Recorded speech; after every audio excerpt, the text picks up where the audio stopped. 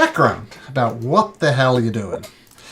So this is based in a world called Thylia, which you should see in Roll20 at the moment. And Thylia, for almost 500 years, has been a peaceful place. The great cities of Mitros, to a lesser extent Astoria, has thrived. Now they thrived because 500 years ago there was a great war. On one side were the 5 gods, and in this world you can walk up and shake hands with the gods. Okobolo's father, for example, is a literal god. He's the god of war and battle, a guy called Pythor. So gods are very real in this environment. And there was a great war. A sweet dude. Yeah, he's the king of Astoria as well. And 500 years ago, the gods went up against the Titans. Now, the Titans are godlike beings. They're huge, they're powerful. And basically, things came to a stalemate. Neither the gods won nor the Titans won. And a certain oracle drafted up what is now known as the Oath of Peace, which means gods, you can't beat Titans, Titans, you can't beat up on gods. So it's basically a ceasefire for 500 years. But the Oath of Peace, as it's called, is about to expire. And basically all hell is going to be breaking loose. And your characters have been chosen by a lady called Versi the Oracle to become great heroes, great dragon lords, and to become more and more powerful, with the idea that at some point you'll be able to take on these mighty titans and stop the destruction of the world. Sidon, who is the god of the titan of the seas, has said he literally wants to kill everybody. So that's fairly bad. And you've been prophesied to stop the imminent destruction of Thylia. And just recently, you got this boat called the Otros, which is a legendary vessel, and it's said to be literally unsinkable. Even Pythor, Sidon, the great god of the seas, has tried to sink it and failed. So it's a perfect one for cruising around the Cerulean Gulf to check out things, gather powers, and fight and gather weapons, resolve some of your own personal conflicts. And what I thought might be good for you, Riley, is maybe, or Magnus in particular, is one of the reasons you've joined on this crew, maybe snuck on in a pirate type way, is many years ago you were living a fairly normal life in a village, and then a dragon came along and wiped out your whole family, your whole village, everything except you. And Cool. And the oracle has told you that scattered around these islands are weapons and implements that can make taking down this dragon that destroyed everything you know and love a lot easier. That's one of the reasons you've come along on this voyage, is to gather weapons, gather resources, to kick this dragon's butt, and also save the world while you're at it. How does that sound, Riley?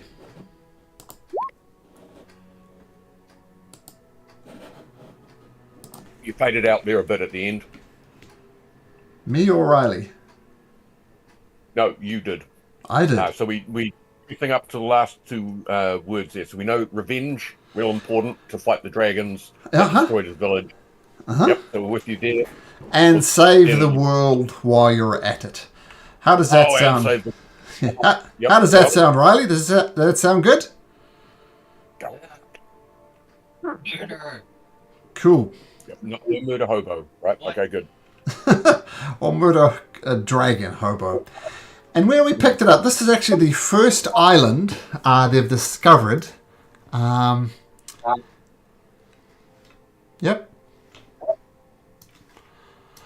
Indigo Island? Yeah, Indigo Island, yep, which is this island here. And you came across these gnomes who wanted to battle you, but in a friendly kind of way, just to test your mettle. And Okobolo did some wrestling, their heads were clashed, no blood was really drawn, and they basically think you're really cool guys. And so they've invited you back to their village to drink and be merry. So I'll drag you across to the. This is a bunch of gnomes, and let's get Magnus on there as well. Just make sure you can move around Magnus, Silas. Make sure you can kind of click and drag this guy. The arrow key, like rolling. Magnus. There you go. So you can click and drag him and put him in particular positions. Okay, so deep inside of the forest, things are nice. Everybody's having a good time. And Chief Loopy Whoopy, who's the head of the gnome tribe, says, welcome, welcome, welcome. You guys are indeed the most mightiest of warriors, and we throw this feast in celebration of your greatness. Who would like to start with a round of mead? Yes. Oh, yeah. Right. I mean, I would, but a cheeky Pinot Noir would be quite delightful. A Pinot what? Any sort of vintage of grape, really. Or, I'll have a mead. I'll have a mead. All right, meads all round. And the fire is lit deep into the night. Mead is distributed, and things are. Everybody's having a good time. Chief Loopy Whoopy, who was this guy with the blue dot on his head, comes up and says, "So, me old mate Damus, welcome to the tribe of the eel. I am Chief Loopy Whoopy. What brings you to this island? We don't get a lot of visitors." Oh, well, we're travelling throughout these regions on a mission of great import, aren't we, lads? We're trying to save this whole entire area, in fact. And your goodwill and good deeds, I mean, we'll save you as well in the process, I dare say. Oh, Yes. well, world savers, that's great. So you're here to kill the dragon. Excuse me, what? The dragon! You just said you're here to save us. I assume you're talking about Ventus. Ventus? Ventus. Tell me about this Ventus. Who's this Ventus? Well, great big flipping dragon who's kind of been terrorizing these lands. I mean, there's a tribe of the eel, there's other tribes around this island, and he's basically being a dick to all of us. I mean, there's been a dick and there's been a major dickhead. When you say he's terrorizing you, what do you mean? Well, he demands payments from us, he demands gold from us, and, yeah, it's just a plain old bully, to be quite honest. What particular shade of hue would this dragon be, if you don't mind me asking, Mr. Chief Loopy Whoopy, sir? Yes. Well,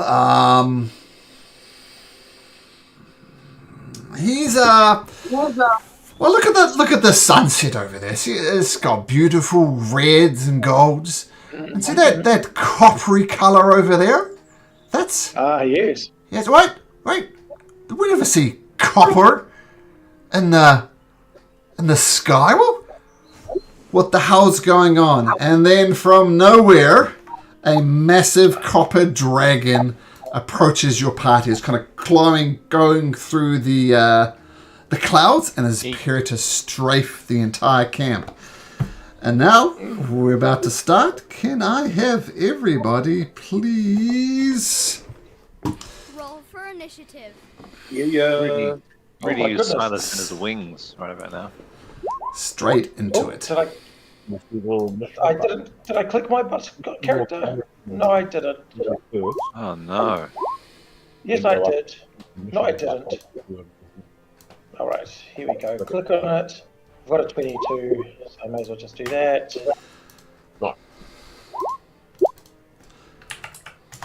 I got a 22 though.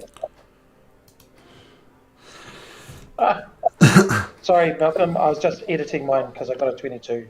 Sure. My first Oh, roll. sure. No problem. Yeah. You just ordered it there.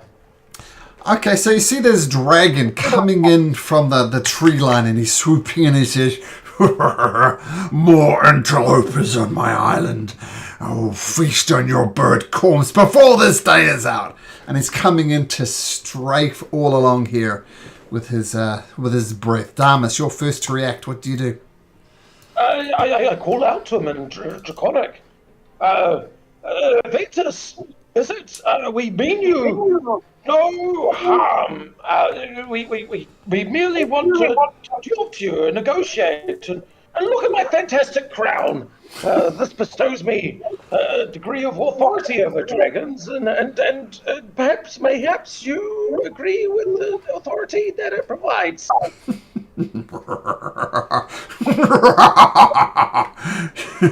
You have made your meat all the more tastier. You have a mighty dragon crown. You shall be first to die. Right, well, cool. I am going to cast something on people to make them better.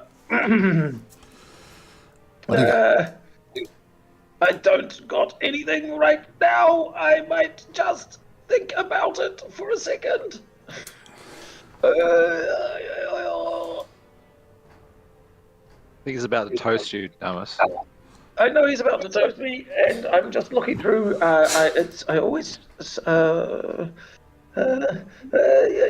Jump behind a gnome. Yes, well, that's what I might do. I might split the party somewhat and go up here, boom, boom, boom, and then I guess I will just say, well, if you won't bend to my will, then take this, and I fire my longbow at him. Okay, take a shot. Longbow should have plenty of range, and 17 action. 17, yeah, it's decent range. So the arrow flies across and does actually manage to hit the dragon and do 9 points of piercing damage. Well, the crazy thing about that is that was in Draconic, so it was all like, and then my accent. Perfect. Okay. How do you like this now? And I'm finished my turn. Okay. Okabolo. Yeah. 20 feet in the air. Sorry? He's 20 feet in the air. 20 feet in the air. That's no good. What's my vertical? Not 20 feet, no. Not 20 feet, no. No. Okay, well... Is that a hut? It is. A highly flammable looking hut.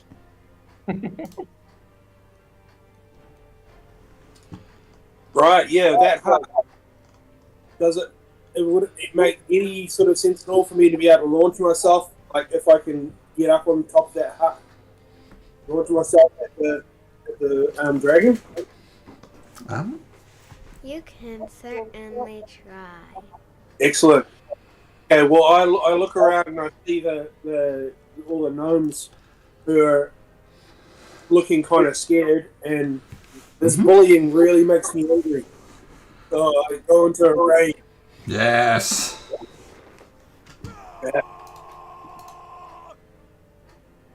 And I get up, I start running at the dragon. 1, 2, 3, 4, 5, 6, 7, 8, and I've built up a head of steam.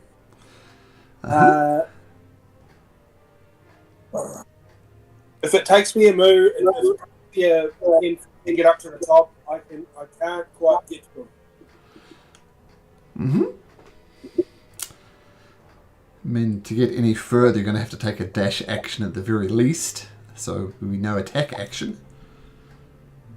You could toss something. Have you got any thrown weapons? Yep. Well, I do have 10 more feet of move, which I guess I'll use to get up on on the hut. Sure. Would you say it's sort of 10 feet to up on the hut and 10 feet and yeah? Or can I get actually right there? I'll say you can get there with your rage jump, so you get right on top of the hut, which is, I'll say, 10 feet high. Cool. And I'm going to, from there, throw a hand axe. Sure. It'd be a straight roll. I think that's within hand axe range. So you throw it, but just lands down in the forest somewhere. That's a miss. Okay. I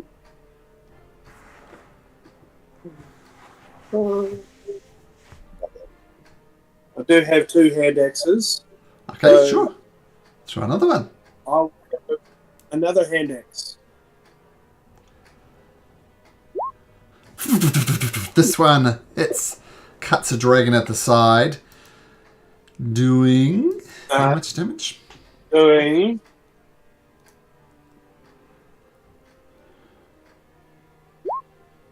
8 points of damage. And as it hits, I'm going to yell at the dragon. I'm what you want. Go on down here and get me. You're not wearing a crown that I want. You'll keep. Is that your turn, Okobolo? Yep, that's my turn. The creature swings around over this side, takes a big, huge breath, and what is it? An acid comes out, just spews out directly out of his mouth in a straight line. And he swoops down to get just the right angle to get Damus, Magnus, and the 2 gnomes. So I need Damus and Magnus to make me a dexterity saving throw. Dexterity, yep. Dexterity saving throw. What's his saves? Well, Damus, nope. Was it dexterity? You wanted? Yep, dexterity. To avoid this spew of acid coming straight at you. Oh dear. no. Okay. So this acid comes. Let's do the gnomes first. how far away from me is he? 15 feet. Okay, cool. Just good to know. Oops. So let me. Clicking all the wrong buttons. Okay, so the 2 gnomes try and throw themselves to the side. They get +5 to this. They're pretty decent. 1 succeeds. Both succeed. So, Thomas and Magnus, you take 98 points of acid damage. So 51 points of damage. Look at that roll. That is an amazing roll. Oh, nothing below half. Yeah. Oh, That is brutal. So 51 points of damage to Magnus and Damus. And I'm just going to roll that again. Look at that. Should have been 40s. 38, 40, 51. My goodness. So the gnomes dodge out of the way of it. They don't take the full brunt of the dragon's breath. And as he spews out the arrow acid, he flaps his wings up again and rises 20 feet above the terrain. And he said, "You are ready to bow the knee to me yet?" He's going to call you human. I know you're not human, but he's going to call you human. Human. Hand over the crown and all will be forgiven. I'm on my knee because that hurt. I'm not actually. All right. No. So you choose death. So be it. Particles. All right. So I shall spring into action and cast a slow spell upon the dragon. Ooh. Interesting. Okay. He's wisdom save, so let's hope he's not a very wise dragon, but that's probably not likely. Okay, so I can tell you that the thing has a +4 wisdom modifier. +4. So he needs to roll a 1 to an 11 in order to succeed. Now, this cool thing I've been playing around with. I click that button. Oh, look. If you see my video feed, you'll see a little dice box. Now, I'm going to roll a d20 in there. What did I say? A 1 to an 11, I think? 1 to 11, yep. Yep. Anything above that. So I'm going to roll a d20 in my box here. Actual dice bouncing around. And it's a 4. That's a 4. It is a 4. So, that is going to work. Particles, you are concentrating on that. I am indeed concentrating on that. And so... and minus AC. And it could take, if it has multi-attacks, it can only do 1. And, okay, cool. So the slow spell comes up and says, you must bow the knee to me. What the hell is going on? Okay, okay. I might just also move a little bit so I'm not conveniently standing in a nice grouping for any future breath attacks. Okay. So it's on. Yeah, okay. Okay, all the gnomes, all they've got to defend themselves is a dagger. So they're all going to be 1, 2, 3, 4, 5 dagger attacks at ranged, at disadvantage. 14, an 11, a 13, a dirty 20. So one of them will hit. One of them will hit. This dagger comes from nowhere and thumps into the creature, taking 5 points of damage. And but just a bit easier to hit because how slow he's moving. Magnus, what have you got? That's just you've got to declare what you're going to try and do. I'm going to move towards the dragon and throw some axes at him. That's a spirit. And just don't stand right next to a character where you could get fried again. Especially not Damus, because he looks like he's dragon bait. Yep. So go to your inventory now. Click on the hand axes, wherever they are. Right. A little box. Is that? Yep. Yep. And the other one as well. Can you do 2? Yeah, you can do 2 attacks, can't you? So you can go throw. All right, go back to the actions one there. There, can you see your axes now? All right, so you're going to click on the, not the damage, you click on the little square box there, that's the to hit, so roll that. 19. 19. Perhaps with memories of this dragon's that's attacked your village, Magnus, you find the courage to hit. Now roll damage as your hand axe flies and thumps into the side of this dragon. 10 points of... Oh! Yum. Wow! 10 points of damage. He's I think he gets 2 attacks, so he's going to have another go, and you could also do an actiony surge and have even more attacks, but that's up to you. You've only got 2 hand axes, so since you're throwing those, I think you can really only take 1 attack this time until it's on the ground. Okay, let's see the second one. Yep.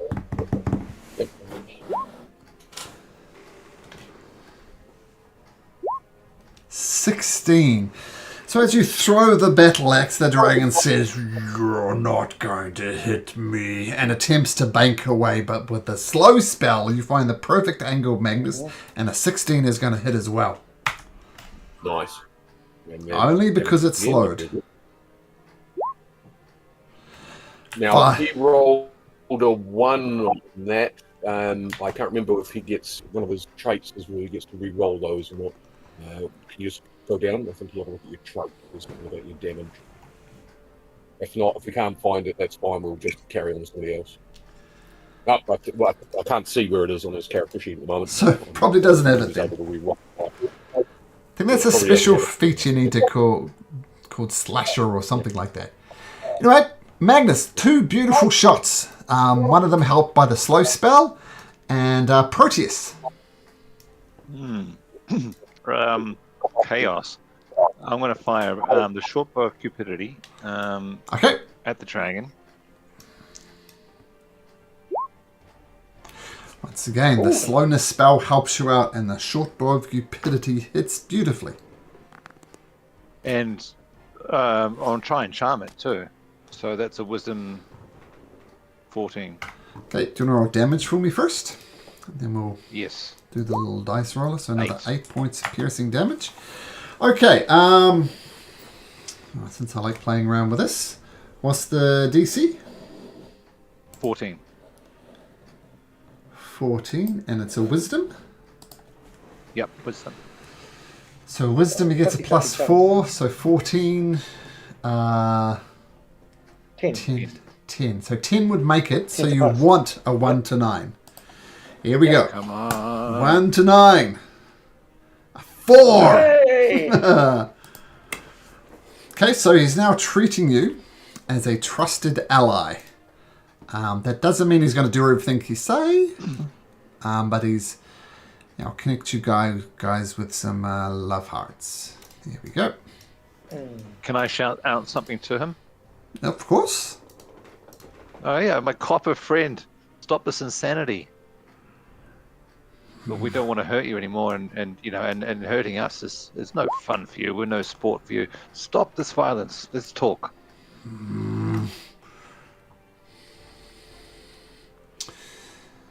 Your friends have something I want. Have them surrender the crown, and I will leave you in peace. What do you want with this crown? I do not need to give any more reason than I want. I want the crown. Let me just confer with my friend, colleague, and just stay right there. Just hang on the line with us. No. Okay, well, Damas has the crown. What are you doing? Yes, he does. Thomas, what does this crown do? I'm seeing if there's a language that we might. I say, do you speak Elvish? He speaks Sylvan. Do you speak Celestial? I say in Celestial. Sylvan. Okay, well, that's that plan. I'm not going to say that it's an affirmative response to that at all. I'm quite attached to this crown. In fact, I feel like it's my destiny and everything like that. So no, I'm not going to give it up. No. And I touch myself on the heart and cast a healing word of the 3rd level.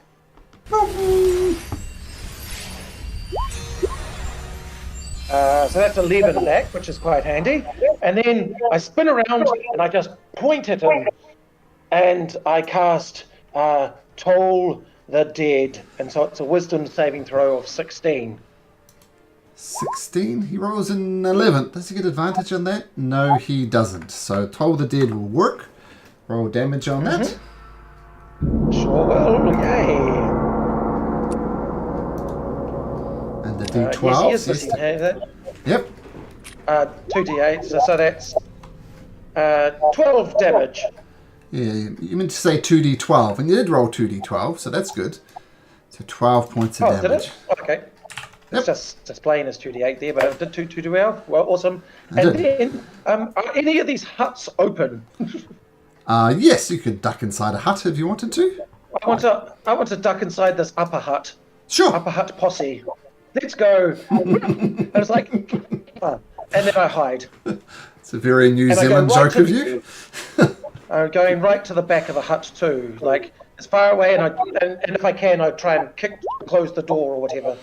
Sure, they're just made of like leather and stuff, but you can close the leather opening, no problem. And I sit there shivering. Okay, Okobolo on a hut, but far away from the dragon.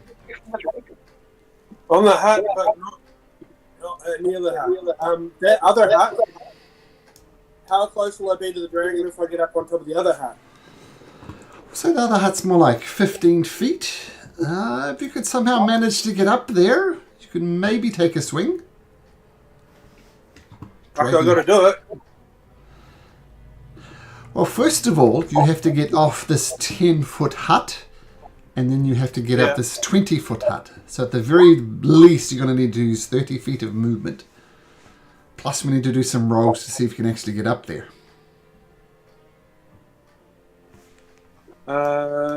Yeah. Okay. Select. 5, 10, 15, 20, 25.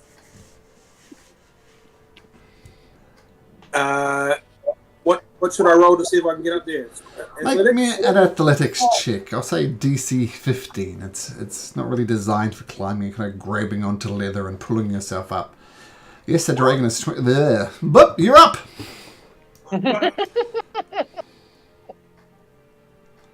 Excellent. So that took 20 feet of movement. Well, 10 feet to get down this side, 20 feet to get up this side, so 30 feet plus 5, 10, 15, 20, 25. That is 30 plus 25, 55 feet for movement. Okay, no, I've only got 50 feet, sorry. Oh! Well, we'll say you managed to, with a natural 20, manage to throw yourself on top here, but not close enough to hit the dragon. Right. Okay. Well, in that case, I'm going to have to pull out discipline. Uh-huh.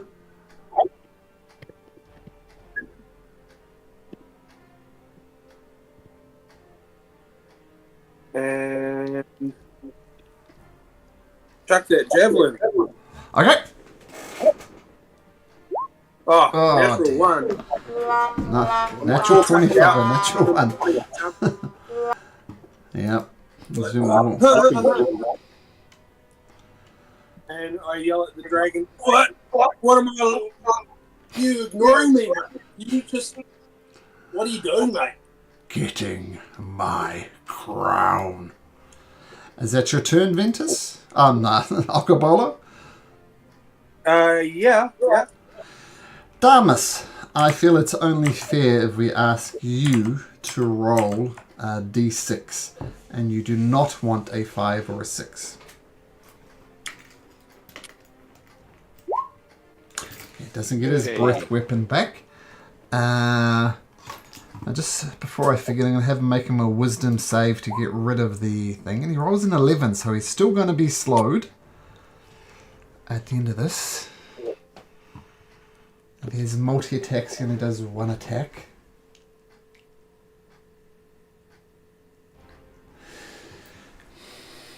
He comes down and crashes before the tent that Damus is in.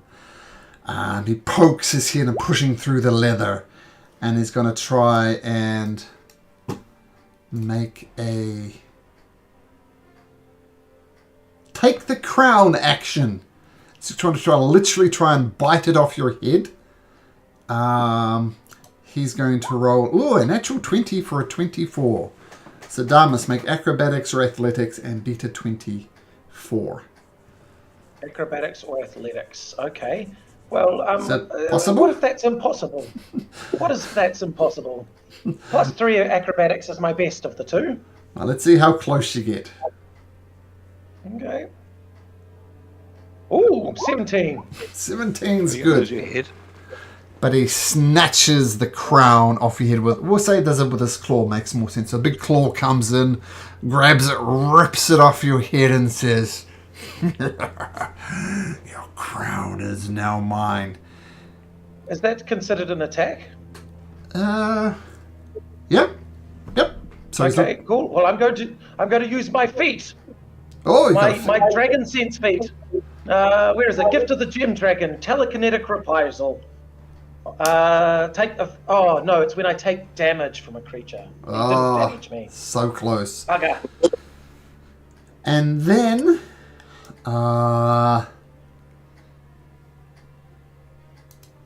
He takes off this way. Is there... Slowly. There. Yeah, slowly. He's got an 80-foot fly speed, so his slow is pretty fast. So I'll say... He had to come down 20 feet, though, in order to land, didn't he? He didn't land. Oh, yes, he did. Yeah, he landed to get in the hut. Yeah. Well, he's not going to go that way then. He wants to stay away from it. So landed 20 feet, so he's got another 20 feet of And movement. he also moved across 10. Well, we'll say he's about there then. Because he is very fast, but there we go. And he's hightailing it. Is that it? Yeah, I would say almost. He's at 5 feet. He's swooping out. Because he was like, he went out 1, 2, 3, 4. So that's 20 feet there and 20 feet down. So using Pythagoras, he should only have 10 feet of movement left. Because didn't he come from here? There and we then go. We'll put him landed there. down here. There we go. Sorry to be a... Still on the Oh, boat. that's right. Magnus is lining up already. And he failed his wisdom saving throw, so he's still slowed. But he's hightailing it out of there. Particles, what do you do? Maybe it's time for fireball. Fireball, Don't okay. catch my hut on fire. Well, remember, I can sculpt that, so whatever yes. circle is of that, I can exclude you and the little huts. Thank There's you. just torch marks there. Okay, so the fireball explodes on him. You suspect he's not immune to fire because he's not. Because he uses acids. So, but he makes a save with a 21. So he's going to take 14 points of fire damage. Boom. Okay, nice. All right. And do you stay where you are, Particles? I am going to move as well. Oh, so I make the move. So diagonally, 1, 2, 3, 4, 5. Okay, yep, that's because that's a diagonal. Yep, I'm there as well. Okay. Okay, so the gnomes are going to scatter into the huts because that was a good idea. So they scatter into the huts. I'm going to go. I'm helping you. Help yourself. I'm going to say 2 of them managed to throw their daggers at disadvantage, and they both miss horribly.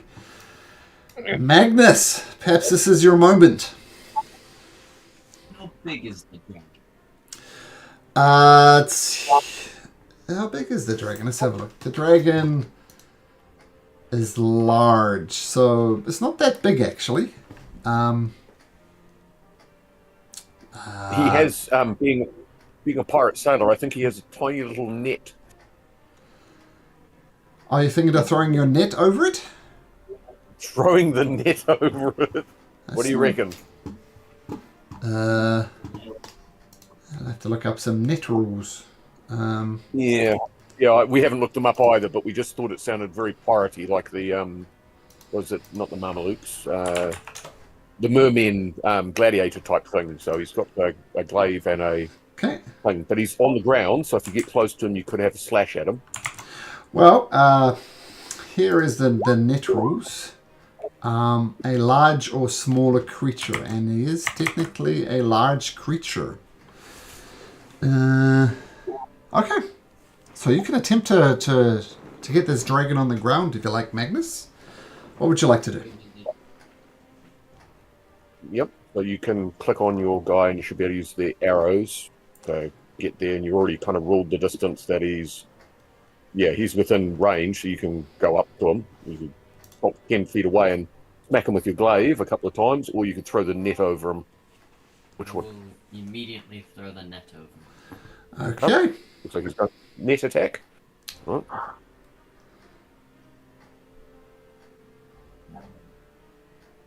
I think it's going to be strong enough probably to break your little net, but okay. Well, let's see if you get the net over first. So you should be able to put the little box next to it.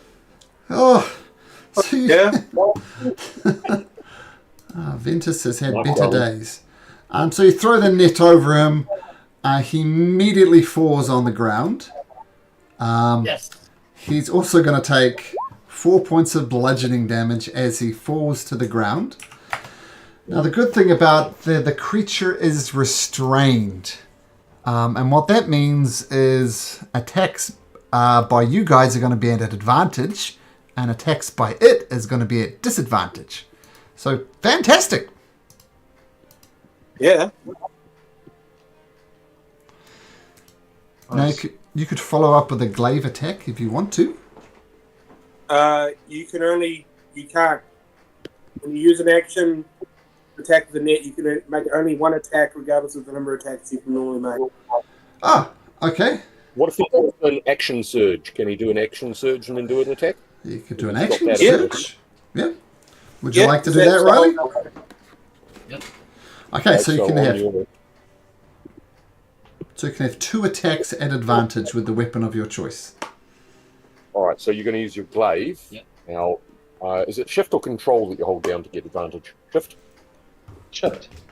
So we're going to go back to your attacks. Where's your attacks? Yeah. Yep, you've got them. So you're going to hold down the shift key and then click on it, and it should roll twice. And those numbers pop up on the sides. Whether any of those are good enough with the +2 AC thing. Even with the the... -2 AC, you slowed. Close, no banana? Oh, no, 15 hits with the slow. Terrible roll, but it's going to hit. Nice. All right, now roll the damage for that.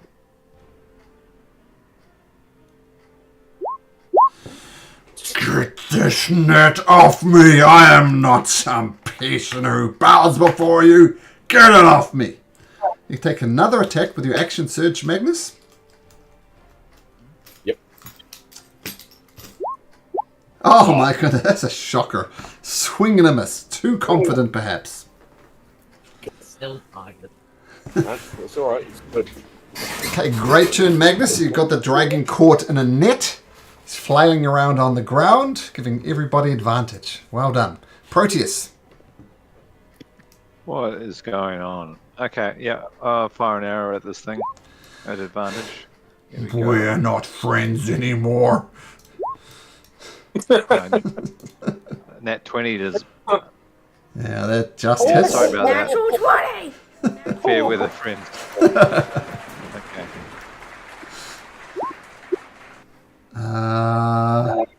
Get another D6 on top of that Oh, because of the what was crit. that for? The crit. This is total.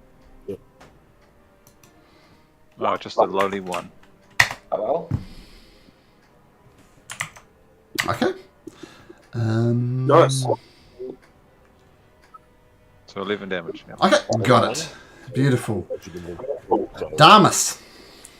Without your crown. Now, do I get any advantage with it being restrained about me trying to grab the crown? No. It's a tax. I'm okay. not technically an attack. Okay, cool. So it's like an athletics roll or something, is it? To Yeah. wrest it off him? Or acrobatics if you want to twist it off him. Yeah, no, I'm not going to do either. I'm just going to run out and say, give me my crown, and I'm going to hit it with my Zyphos. Okay. At advantage because it's restrained in the net.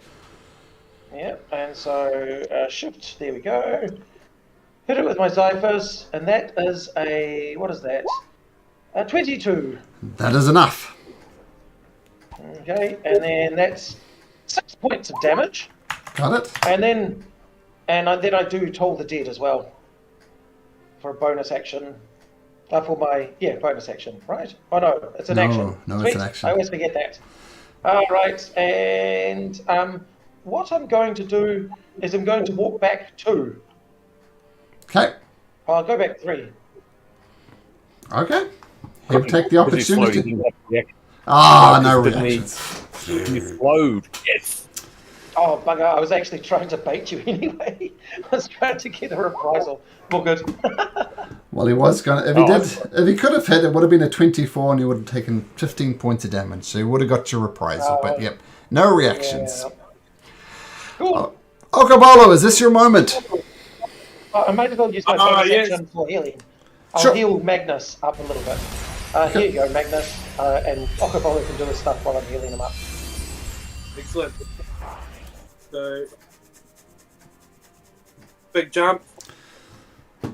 Big 5 points of damage as you crack a knee on the way down. Yeah, I don't give a fuck about that. Actually, just 5. It's halved. Yeah. Yeah, 2.5 points of damage, and I've seen Magnus with his glaive, and I've been like, "Fucking glaive, brother! Yes."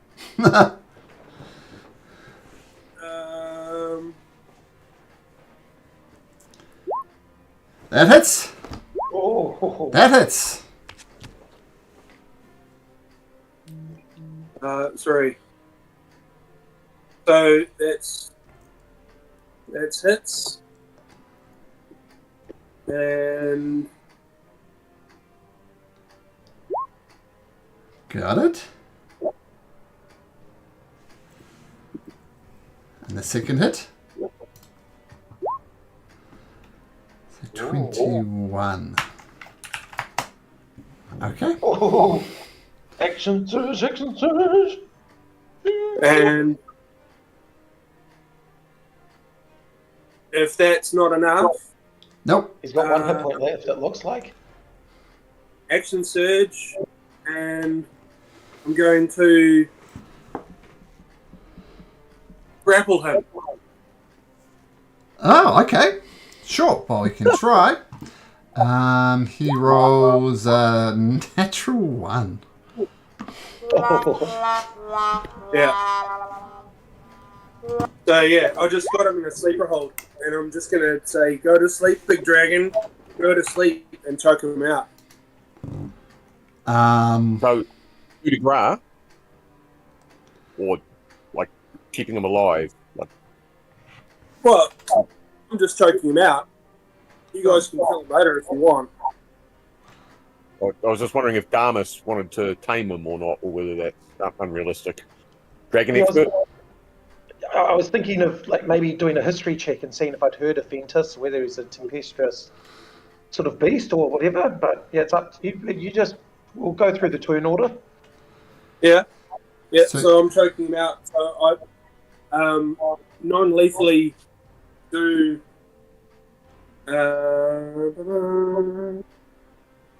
Non-lethally do. I think was it 1d4 or something. Well, not with a grapple. I mean, the grapple just means his movement is 0.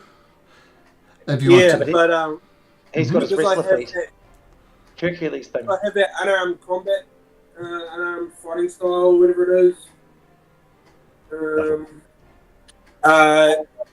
Anyone who's grappled by me takes 1d4 damage. Oh, I see. I understand now. Okay, we'll roll a 1d4.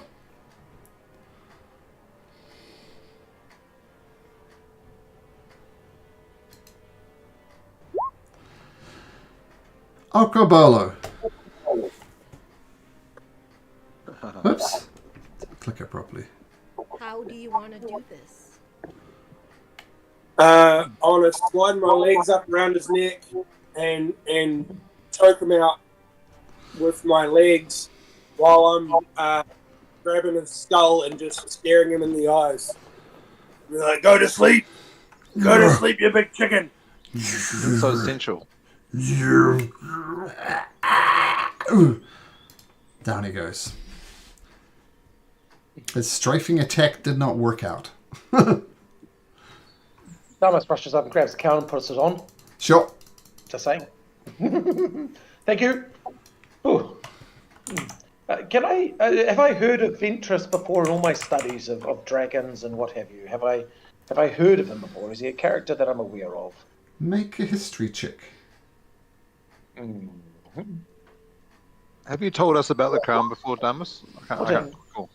We got the crown. We're all present when old what's his face gave it to us. The king of the dead king of the Dragon Lords, Ventress. You've never heard of it's Ventus, and no, you've never heard of him. Like, spelled like yes. that. Yeah. That was a very good joke there, Particles. Star Wars, love it. So, Yeah. Damus, why do you want this crown so much? What is it to you? This is all my life I've wanted to become a Dragon Lord, and I've not kept that secret from you in the slightest. And this crown gives me the authority to become a Dragon Lord. This represents so much, and so yes, I definitely need this crown. It also has some wonderful things that it can do. Like I can bond me to my dragon, and it can also stop it from dying, that sort of thing. Well, do you want this one, Damus? No, it needs to be a newly hatched dragon. It can't be one that's clearly a teenager or older. So, yeah. I also Come on, do you're going to not ride, need... maybe ride the wild horse. Yeah. Pardon? If you're going to ride the wild horse. Yeah, yes. I also need to find some sort of magical item that's worth 5,000 gold pieces that it'll consume when I actually bond with the baby dragon. But you won't hold that against me, will you? No. No, not at all. No. So, I'd like to call out Chief Loopy Whoopy and his gnomes and tell him it's safe to come out. Oh, that was amazing. Fantastic. Oh, I don't know how to thank you. Yeah. What? This is your land, and this is your dragon. What would you like us to do with it? Throw it in the ocean. I think that would be acceptable. Not sure if you can pick up such a beast, but that would be amazing. Well, if we chop it up, we could definitely get it to the ocean. You wouldn't happen to know where Ventus actually lives, do you? Does he live on Indigo Island? Oh, he does. Have his lair somewhere? Yes. Oh, okay. Well, and you're saying that he's taken lots of your belongings and what have you. Lots of gold pieces, yes. I feel it would not go unnoted. Would it go amiss if we were to go out into his lair and perhaps retrieve some of these things? What does the team think?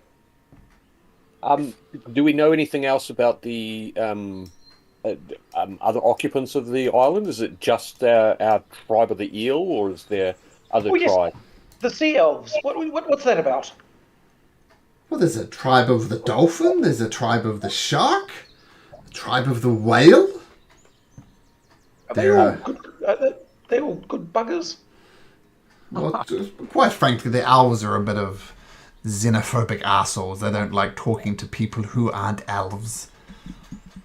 Oh, well, that's handy. Because I'm an elf.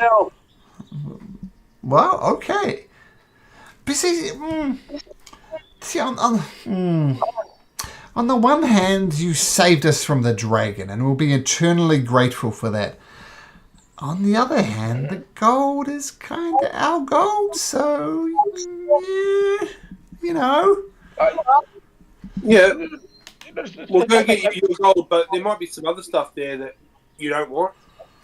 Yeah, we might say, and I whisper under my breath, you know how I was talking about the thing, like maybe there's an unhatched egg there, and I can bond with the child of a graceful creature that I murdered. Well, no, Okabola did, but I damaged it. Anyway, yes. What do you mean murdered? It's still alive. And I give it a kick. Is it No, still you killed alive? it. You killed it. You choked it out to death. Yeah. I thought I was very clear in saying I wanted to be non-lethal. Oh, Yeah, but you did a 1d4 damage. No, you can do it. No, that's fine. It is an unconscious dragon. In a tiny net. And a net just big enough for him. Yeah, so that's basically why I wanted to ask the gnomes what they wanted us to do with it. Whether Kill the SOB. So do we actually have to kill it now? Yes. Well, that was what I was checking with Damus. So Damus, you reckon it is important that you can't use it or anything like that. So No, I cannot bend it to my will, and in fact, I see him a threat to us. This is a crucial artifact in order for us to save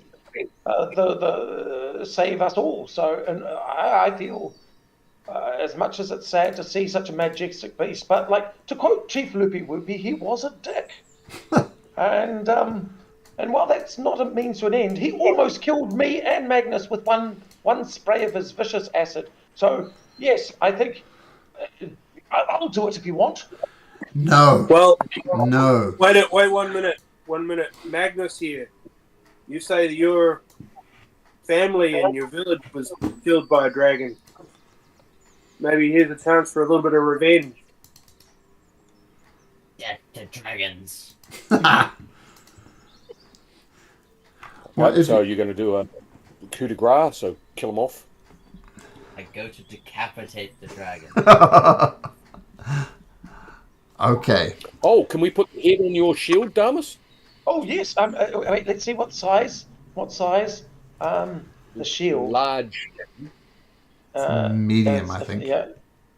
I know. I think so too. But I'm just checking. All right. The shield of the Vulcan. The severed head of any medium or smaller. No, I can't. But That would have been just a trophy.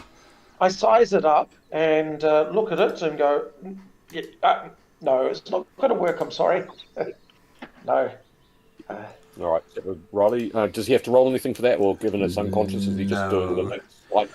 You can absolutely decapitate it if you wish, Magnus. Slice, slice, slice. And with a spray of dragon blood, the creature is now officially dead.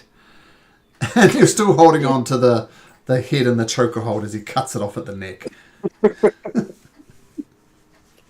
Nice. So these other tribes, are they? Did that make you feel better? You feel better? A little. You could have done that, Alpha. You chose not to. Well, we weren't sure whether that was going to be something where we could have benefited from keeping it alive. But now we've been informed by Damus the Dragon that you cannot tame these adult wild dragons. A dragon lord to be. I'm not a dragon lord quite yet, but that did feel good. You saying that, article. You are getting a bit old, Damus. They're running out of time. I'm fine. Elves live forever. Mitros will protect me. Excellent. Right. Well, okay. How about this? So we killed the dragon. That's got to earn some brownie points. How about we go check out his lair and see if it's safe, so you guys can get your treasure, and maybe flick a little sum our way as means of thank you. Maybe we could have the pick of the bunch, and then you can have the rest. I don't know. How do you want to do that?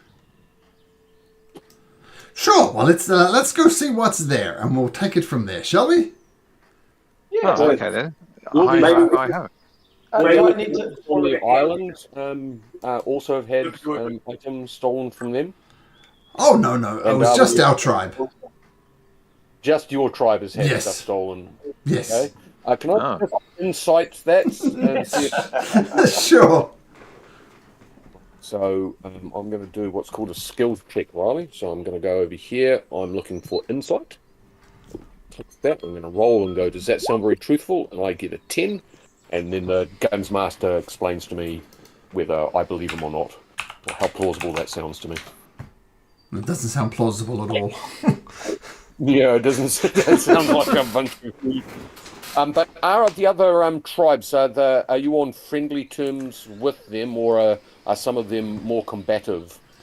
Well, I think that the death of the dragon will get us closer together. But quite frankly, the tribe of the dolphin, the Alvins ones, don't take this personally, but they're a bunch of xenophobic assholes. So I think we'll split it up between the remaining tribes. The tribe of the shark. In terms of your tribes, were you aware of the conflict between the Titans and the Five Gods out here in the Cerulean Gulf?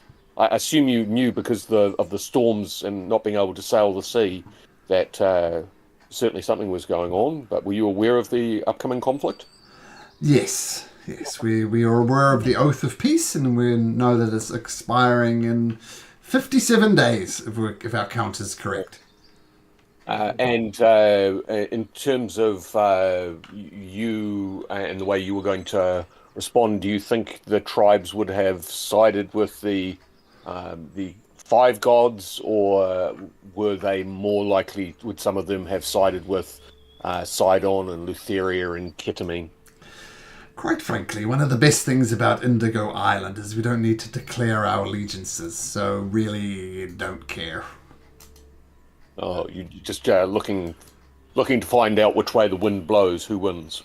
Well, more like surviving dragon attacks was more atop of our priority list. All right, all right. Well, perhaps you give that some thought about. You could ask your the members of your tribe which way they would like to go. Whether they think in the upcoming battle between the Titans and the gods, whether they will fare best if the Titans win or if the five gods win.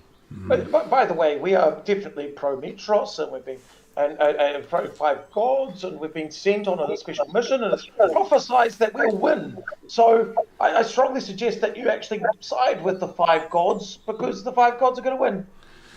We have Come on, David. Do you have to like everything? Sorry, what was that? We're on a beautiful island here. These guys are just doing what they do. You know,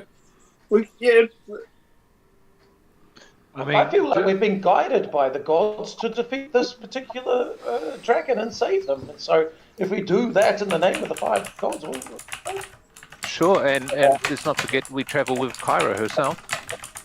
oh yes, she's back on the. Yeah, we've got two of them on the boat. Is she on the boat? Is she? I wondered. Okay. Yeah, and Pythor's on the boat as well, isn't he? He is. Yeah. And Versi. I am Versi. Did Versi come with us? Yes, she did. Yeah. And the Lady of Coins is there as well? Yeah, but she's not a goddess, right? No, it's not a goddess. Or is she? Where is she? DM has no comment. Well, let's go sort out this treasure, shall we? Yeah. Do you want to send some feeders to the other tribes just to let them know that the dragon has been thinking to meet us at the Dragon Hoard? Sure. Yeah. Okay, fine. And he sends off one of his gnomes to meet them at the Dragon Lair. And you have a bit of a hike through the forest as you approach the very center of the island. And there, a representative of the tribe of the Shark, which is mostly humans, half-elves, arrives. A rather haughty-looking sea elf arrives, presumably from the tribe of the Dolphin. The tribe of the Whale, which is dwarves, come along. And the tribe of the Eel comes along, which is the gnomes you're already with. And you all go into the Dragon's Lair, which looks like this, which is where I was predicting the showdown with the dragon was going to be. But that was not to be, so there we go. And you find the Dragon Hoard contains that and something else. An egg. Please say an egg. Oh. Oh, a star medal. Nice. I remember correctly. That's one of the materials that Components, could use to fashion an item of great power. So that would be. So are we saying this? The treasure that's there is our share of what's going on, or is this to be divided amongst the? Oh, but divided, of course. It is literally our treasure, our hard work. We're going to take that star metal, I believe. Oh, sure, that's yes. Fine. Oh, that was a little easier than I was expecting. Okay, thank you. Well done. Yay. And we'll inform the other tribe representatives of so we could present the dragon head to show them the proof that it's gone, and also remind them that now the curse of the dragon on Indigo Island has been lifted, that they consider their options in the upcoming conflict. We would welcome their support in the upcoming conflict. I'm not sure what a bunch of gnomes could do, but we pledge allegiance to the five gods. Do any of the other groups suggest that they might be of some assistance? They all say that they do. Okay, well. Oh, fantastic. I mean, you literally saved them from decades of, stuff from this dragon. So yeah, things are good. And yes, you'll notice orbs of star metal. Can Can I I also please scrape some dragon scales off the dragon's dead body? Sure. seeing that we can do that? Yeah, that's good. Yeah, Good. just looking at this list here. Thank you very much. Do we get 1 unit of dragon scales, or? Well, let's see what your survival check is going to look like, and we'll go from there. Who is the most survivalist amongst us? I think we discussed this last time. I think it was me and Kyle had both 5 survival. Is anyone Yeah, got I've got higher than 5? Riley, do you have a survival skill? So go to skills, And all the way at the bottom. and then scroll down to the bottom there, and see what your survival rating is. Zero. 0. Okay, so not you. That's right. I forgot you're not the wisest of fighters. Hence, trying to edit those dragons with a tiny net. Proteus, I suggest that you do it because you've had such a long, strong friendship with the beast. You shot the arrow. I have proficiency in survival, so I can perform the Okay. aid action. Sure. You can assist. And give you yes. So go, Proteus. You capture the scales and. It's an advantage. So roll again. Oh, yeah, I was going to say. Yay! Hacking away. I've got some scales. Damas, I would you, can give guidance. I can give him guidance as well. Sorry. Yep. Sure. Roll a d4. Sure.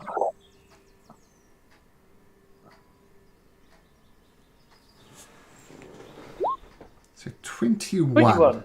You have enough Nice. for some dragon scale mail. Yay!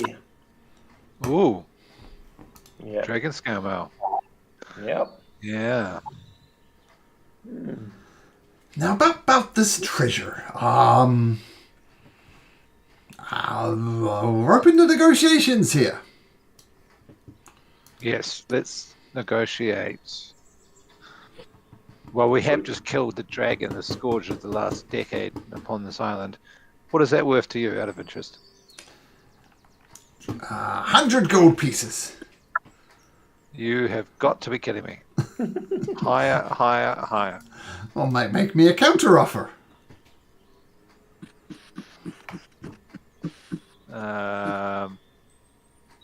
I was thinking more like 500 gold pieces.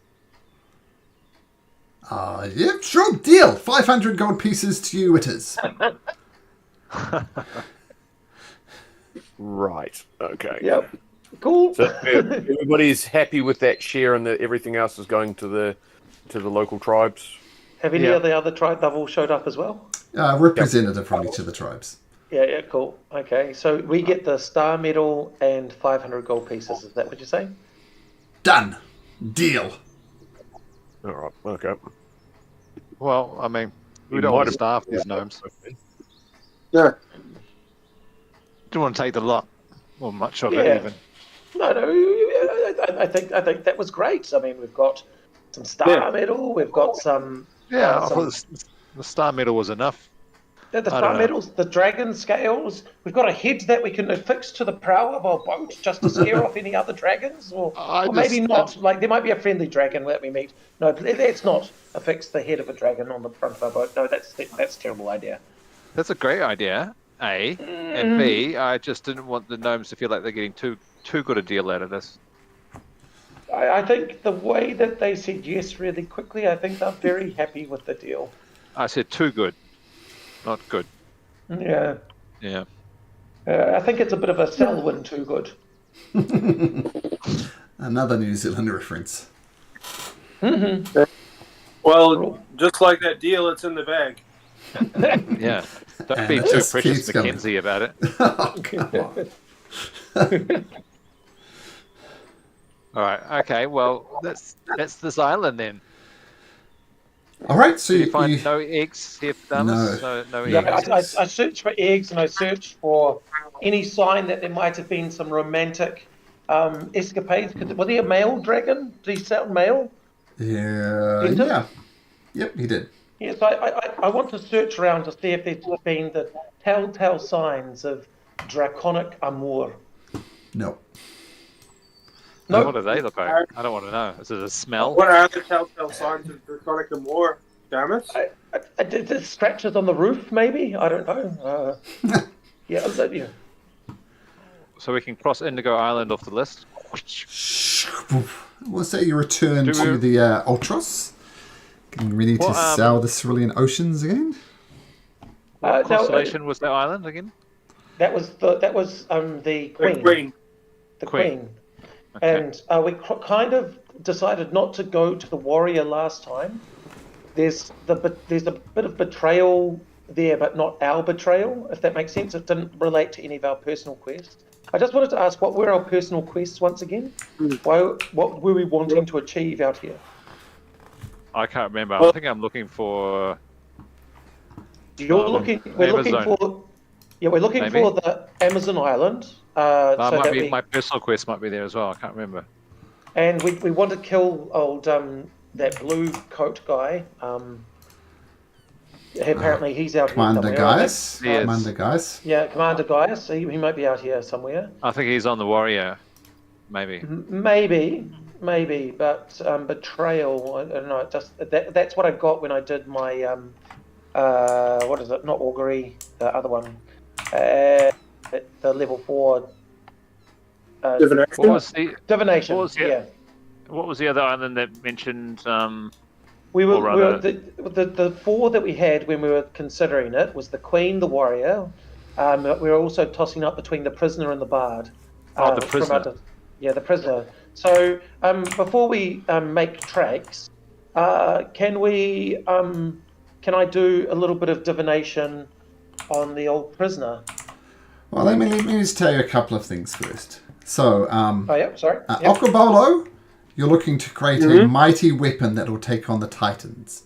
I believe I gave you an ingredient list, so that's kind of what you're up to. Pat, you're the lost one. Could you send me that ingredient list again, please, Malcolm? Yep, sure. Lost animals. So I've got the Antikythera device, which may allow me later to navigate somewhere, but I'm still looking for my lost brother, who's maybe on the Isle of Exiles. Okay. Seems so. And you're also looking for a skilled smith to modify the Antikythera so that you can get home. Yep. Proteus, the haunted one. You're looking for the Queen of the Haunted one. Amazons. Yeah. I am. I thought so. And we're And- also looking for that Amazonian island for. Can you the remind me why I'm Lady looking for her? Queens. Because the Versi, the Oracle, somebody told you That's right. to seek out the Queen of the Amazons because they might have some information for you about your family, which is just, just gone, right? yeah. So they might have some clues about Yeah. that. The gifted one, That's me. that is you. You're looking for dragon eggs. Yep. That's what I was doing. And Dragon Slayer, you need to find the fates. The fates. They're an oracle thing, aren't they? Yeah. The 3 fates, yep. So they're out there in the Cerulean Ocean somewhere.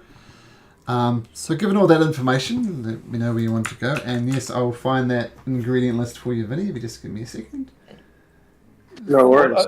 So because our personal quests overlap with our quest for the Lady of the Coin anyway, because the Amazonian island is where she wants to go as well, then you're fine with me asking that divination question again, like Yep. if we go to the prisoner, yeah. So Now, Vinny, a quick question. Well, Yo. I'll show you. I'll post this in Discord. These are the choices of things you could get. And depending on what you want, the ingredients are slightly different. Oh, right, yeah. So one of those two things. Obviously, yeah. So if you want a luck blade, you've already got the Orb of Star Metal. You might want to look those up in D&D Beyond and see exactly what they do. Yeah, we'll do. Yeah. Thank you. Okay, so divination spell. What are you divining? I'm just. I'll go for the prisoner island. Would venturing to the prisoner island, would that is there anything present there to help us with our personal? No, wait, I'll define it a little bit more clearly. Would going to the prisoner island?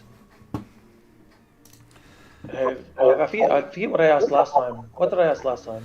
Can you actually display the divination spells? Because there are some specifics about it. I forget. That's the Wheel of Woe one? Yep.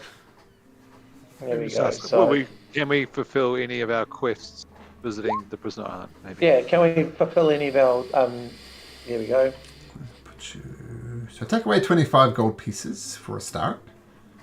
Oh no, yeah, I've got the offerings. I bought 6 of them before I left. Okay, let's just mark those off. I'm counting that. Yep, will do. And so we'll visit. Can a specific goal or event occur within 7 days? Okay. So what's your specific goal, event, or activity?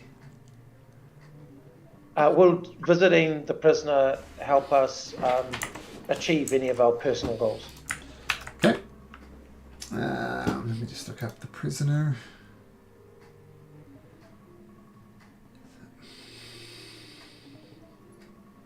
And of course, this is far more ritualistic and not nearly as sort of transactional as we're making it sound. There's lots of Talking to the man in the sky. Oh, yeah, no, not the man. It's Mitros. You know, I'm praying to the sacrificed goddess to provide guidance for us. Lots of incense, maintaining control of the fire, though, considering we're on a boat.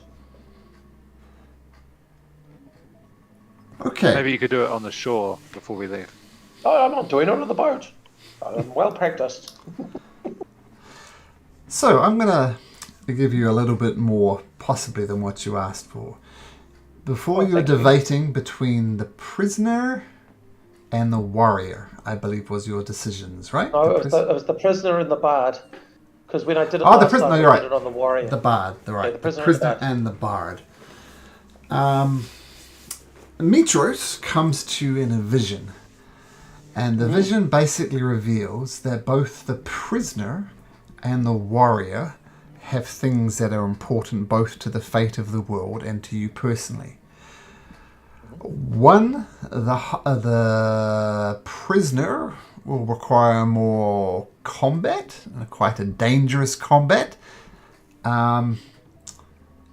while the bard will provide you with some difficult decisions you need to make. So difficult decisions or smashing things. Ooh. Possibly. Well, I think considering Yeah, go on. we get 3 days, 3 days to rest and recover on here. So I feel that now that we've got a newfound fighty dude, maybe the combat. I disagree. Okay. My vote's for the bard. You would say that. Yeah, but not because that's where I think my quest lies, but because who knows, we might be able to sneak in another level before we get to the combat. That's not meta. That's meta. I think we can. Yeah, just get a bit more practice and maybe build a bit more muscle on these limbs of ours before we get to the difficult combat that you prophesied. Yeah, I absolutely agree, but I'm just fearful that these difficult decisions might lead to some form of sacrifice that may put us in less good stead for taking on the combat that's there as well. There's pluses and minuses for all, and I'm happy to pass the decision on to my captain. Oh, captain. Oh, am I on? Good point. Oh yeah. Can We'll I do tell both from anyway. Can I tell I from the vote Bard. Okay. Can I tell from the Antikythera device whether one would be closer than the others, or all the travel times basically the same? They're all No matter what exactly we do. the same. 3 days All right, between islands, no matter what. So we have the choice between the prisoner or the bard. Now 2 I know. votes bard, 1 vote prisoner. Magnus, do you have an opinion which sounds better to you? The one that involves potentially more fighting, or one that involves us making tricky decisions? Are we fighting dragons? Oh, that's a good point. So you would probably vote for the Mitros prisoners. didn't tell me. Mitros didn't tell me. We will fight them in the end. Like, I'm happy to go with whatever we go with. So Yeah, we're going to both islands eventually. Let's be yes, clear. we'll be going to the prisoner next. So So which is the less combatty one? the bard. The Bard. bard. Well, I think perhaps the bard, and we can at least heal our wounds and hopefully gain Yes. something else that will increase our ability to fight. Cool. Yeah. Your logic is sound. So what's it going to Okay, be? so I think that We'll go to the bard. Okay. decided the bard. Okay, so you attune the Antikythera to the constellation of the Bard, and your ship whoop, starts heading this way. On the way, does anything happen? Let's find out. Assume you're long rested, by the way, so just long rest your way up. Yeah. And Riley, can you roll a d20, please? Might want to ask Dad how to do that. That little thing in your corner, click on that, find the D20, click on that, roll for everyone. Away you go. 7. That's Okay. right. It's a very random event. Could be good, could be bad, don't know. No. The trip to the island goes uneventfully. 5 days of solid travel. Nothing interesting happens along the way. And interesting things can be both good and bad. And for some reason, a mysterious number 5 appears on the map. You're not sure what that is. Okay, let's give it away. This is the island, which is completely blank for you guys. You go into a void. That's the end of the campaign. But then all of a sudden, light comes. Oh, the fates. There we go. Difficult decisions indeed. Of course. Okay, let me just get your boat. Where's Ultros? There it is. Lots of caves in the rock there, Damus. Maybe dragon eggs. Certainly, yes. No, wouldn't it be funny if the Fates was just a gang of dragons that talked? Or a 3-headed dragon. Yes. Well, that might make our newfound friend Magnus here quite excited, I dare say.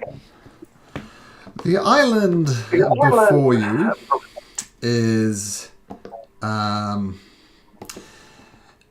bleak, rocky place. Wind and rain batter your ship and the shore alike. Sparse vegetation interrupts the monotony of the grey stone sea and overcast sky. Rocky cliffs surround almost the entire coastland of the island, but there is a small bay where landfall might be possible. Apart from the occasional call of a seabird, the tumultuous waves are the only sound that reverberate through the seas. And the only place, well, the most logical place would be to beach here, to drop anchor, but even that's difficult. Well, wait. You have to do that before you hit points back up. So do that. Right? What say you, Captain? Yeah, we're sailing for the open bay. that we can do there, as long as I get some guidance. Yes, guide away. And the navigator is Kyle, doing a survival check, so you might be able to aid him, Okabolo. Oh, yeah. I'll stand back here and go, oh, you're doing it that way, bro. Okay, so survival check at advantage with a d4. Oh, I just as well as to. Okay. Plus a d4, thanks. Okay. The old 4. Oh, cool. 4, so 19. So pretty good job. You get close enough to the shoreline that access via the dinghies would be easy enough. And I'll say, given that 19, you kind of scan the rest of the island, and this is really the only logical place. I'm scanning the cliffs for Mm-hmm. sirens. I'm scanning the cliffs for harpies or sirens or that sort of thing. Really looking out for any threats. Sure, given that this is raining, it's quite hard to see. You can make a perception check, but it'll be at disadvantage. But that evens it out, so it's just the first one okay. because I get it at advantage. Sure. So that's in 16. So you look 18, for sorry. harpies in The first one, particular, I think you said. No Harpies and harpies are sirens, noted. yeah. No harpies, no sirens. In fact, you don't really see any life at all on this island. The only thing of note is the occasional seagulls, but even they seem to be avoiding the island. Mm-hmm. I pass that information on. All right. Well, I say we crack out our longboat and row ashore. Now we don't need to take any of our companions with us, do we? So should we go recce the island? Can we? Can we ask our godlike friends if they know what this island might be? Actually, Well, it's the island of the fates. I mean, says Kara. okay. So what should we expect? I mean, can I do a history check of the island of the fates? Sure. My... Do a history check. Oh, thank you. See what I remember. As well. See. 16. Yeah. Fates are like Versi. They can see the past, present, and future. And they are noted for making deals. And you have to be very careful with the deal that you make, because if you make the wrong deal, then bad things happen. Yes. Okay.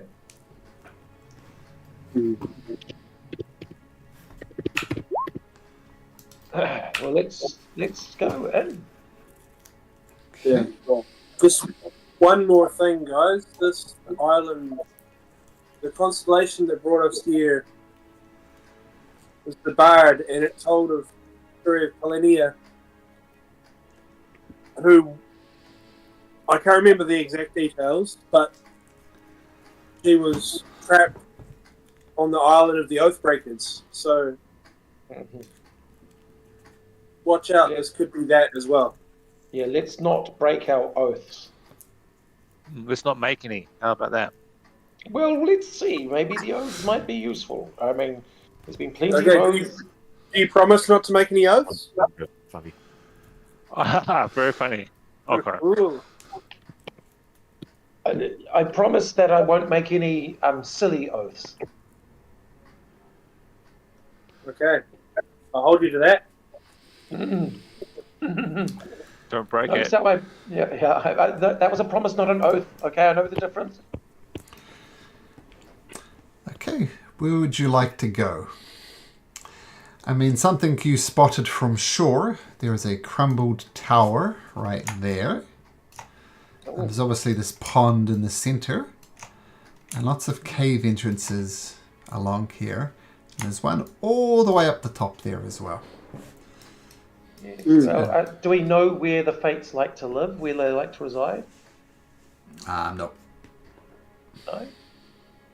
Well, dare I say it, maybe we go to the tower and maybe we explore further inland after that. How does that sound to everyone? Yep, that sounds, I think, a good idea. The tower might give us some insight, yes. Okay, so it takes a bit of rock climbing and kind of doubling back on switchbacks, but you eventually find a path up to this tower. And as the rain continues to fall quite heavily, you come across this crumbling tower. It's built to a scale far larger than normal human proportions. The civilization that built it must have been giants. The skeletal remains of the former inhabitants are scattered throughout the ruins. In addition to their great size, these skeletons all have skulls with a single central eye socket and 6 arms. Oh. Cyclopses. Do we recognise them as being Cyclops or Gigans? Gigans? Well, the 6 arms gives it away. Gigans. As Gigans. But are Gigans normally one-eyed? We have met some before. Yes. I never pay attention to faces. Yeah, okay. But are these particularly larger than normal Gigans? No, they're just normally large. Here's a picture of what a Gigan looks like. Yeah. 1 eye, 6 arms. Okay. And I take it these bones and stuff, there's no other remains there, no Gigan weapons strewn about the place or anything like that? If there were, they're long gone. You know, these skeletons are like bleached white. There's no flesh on them, nothing. So you know they've been here for some time, and any weapons would have rotted, rusted away. Yeah.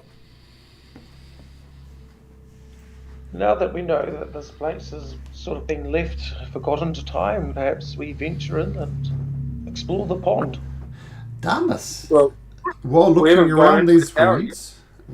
Yes? Well, looking inside the tower, we'll just say that way, you spot a bronze chest inside one of these broken towers, inside of this ruined tower. It's a bronze chest. Guys, I found a bronze chest. I wish... yes. Can I... does it look dangerous? It's a chest. I pick up a small stone and just throw it at it. It bounces off harmlessly. Does it make a thock of actual wood or bronze, or does it sound like a fleshy creature that might be pretending to be one? Make a perception check. Yay! I think I only get the perception checks at advantage for things that I can see, so we'll take the first one. Oh yes, because you're listening to the sound. So say 18. 18. Sounds like a noise a chest would make. It looks like a noise. There's a chest over here, gentlemen. Now, if only Silas hadn't flown away, perhaps he could check it for traps and what have you. Proteus, can you do such a thing? Of course. I mean, satyrs can do anything. Do you have thieves' tools? Yes, Silas gave me his. Sure. Hey. Okay. Yeah. Make an investigation Right, so check. Make an investigation check for me then. Oh dear. Guidance. Okay, guidance comes in just before the dice rolls. Yeah. Yeah, might need it. In your opinion, well- it's not trapped. Cool. Vinny, are you going to... Do you want to open it? Maybe just smash Why it. not? Yeah. Okay. I'll open it. Okay, you open it and inside it's not trapped, you'll be pleased to know. I told you. There is, if there's any coins or anything, it has been looted for a long time. But there are a number of large scroll cases, seemingly intact. Oh. Ooh. I'll gather them up and give them to the big brains. Okay. Okay. Do I recognise the script? Are there any script on the outside before we open anything? Nope. It's a sealed scroll cases. Ooh, okay. All right. Well, I will open one. Okay. Inside, there's it's like the historical scrolls, and I say you open all of them. They're not dangerous, and once you see them, you open up all of them, and the scroll details the history of the war between the Dragon Lords and the Gaigan Empire, and this account paints the Dragon Lords as brutal oppressors who wiped out the Gaigans without a shred of mercy.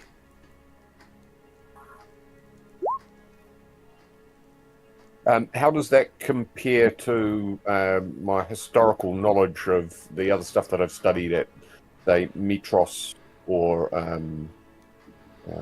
something like that? I did a bit of a check on that. There was a there was a war between during the Great War 500 years ago. There was battles between the Dragon Lords and the Gaigans. The point the Gaigans are making, though, in war, expect people to die, but the Dragon Lords took it too far. And you go back to remember the ship, former captain of the ship, who had a habit of taking war too far. He'd be up in The Hague on the International Criminal Court because he literally took it to a genocidal level. But then there were because he won. But then on the other hand, there's people like Xander, the other great Dragon Lord, who's kind of the opposite way, who did all the right things. And there are other Dragon Lords who sought fame, other Dragon Lords who sought riches. So to say, Dragon Lords have a complicated history. You have Estor at one extreme and Xander at the other extreme. Well, then I imagine that these historical documents are of import. So I'll carefully return them to their cases, and we will take them with us to add to the library, either in Estor or Mitros, if and when we return. Okay. Okay. Yep. Okay, and of course this is now 6 days. You've been travelling. You have 54 days to get home. I'll just make a note of that. Days elapsed. 6. Okay, so that's all you find of interest in the tower. From where we are now, which would be the next easiest place to reach? Would it be this lake in the middle, or would it be the caves? Oh, definitely going at a cave there. Down these valleys. This valley would be far the easiest way. It'll give you access to the lake and these caves as well. Okay. We don't see anything else here. This doesn't look like some sort of lighthouse or signal house or anything like that fallen into disrepute. Just looks like some sort of watchtower that would have otherwise looked over the approach bay. Yep, watchtower a bit. Long abandoned. Well, then I say we make for the centre of the island and see what the fates have in store for us. I like the look of that top cave. Okay, so you go down into the centre of the island. And at the centre of the island is a pit with a narrow path that leads down to the bottom. At the very bottom of the pit is a fetid, shallow pond. Humanoid skeletons reach out from the pond in several places. Around the pond is a single large cave entrance, flanked by 3 smaller tunnels.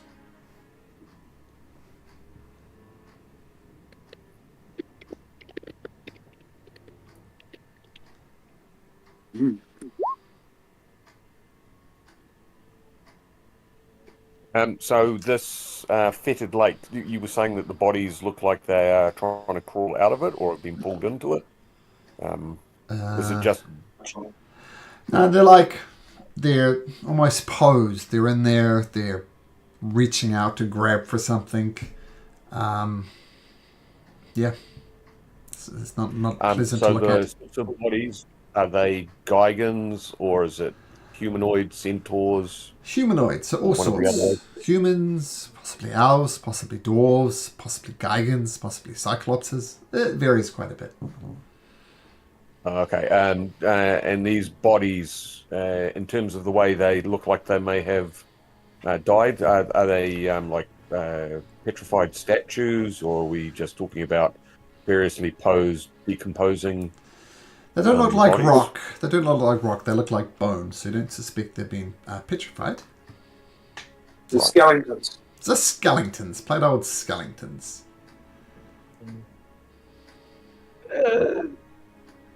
Shall we wander over to the other side of the lake? Yeah. Is there any entranceway that people want to look at first? Yeah, one up the top. Let's go up the top. I'd be inclined to go to the one at the top too, as well. Because even if it's not the Fates, there might be a dragon up there who'll be willing for me to raise their child. I would be a wonderful father.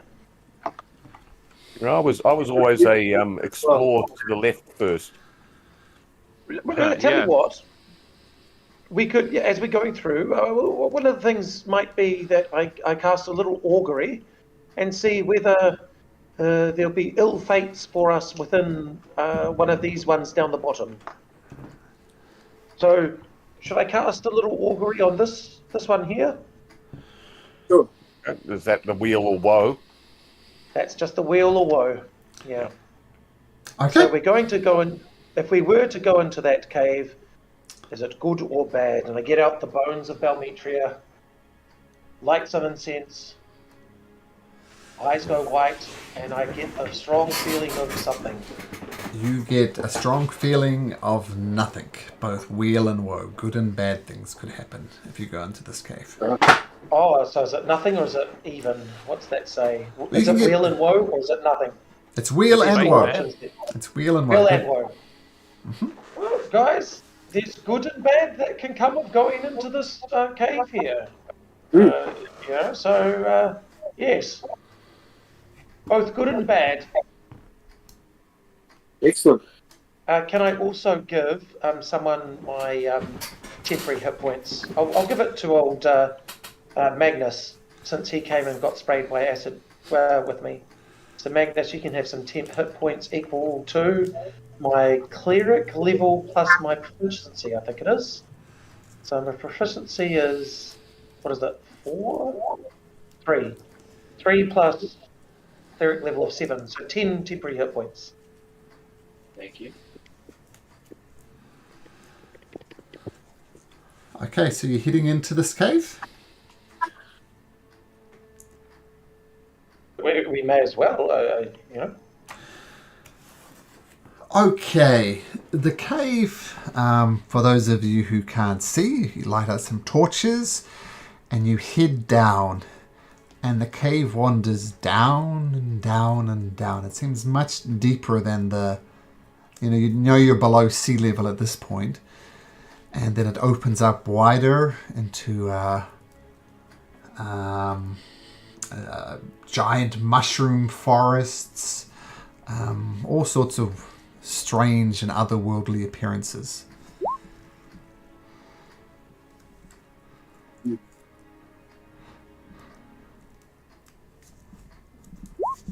Are there any signs of animal life? Yeah, strange animal life. I'm going to cut to the chase here. You found a passageway to the Underdark. Oh. And if you want to go on an Underdark adventure, we're going to pause the campaign here as Malcolm comes up with an Underdark adventure. Or you can just shrug and say, we're not interested in the Underdark, and try a different tunnel.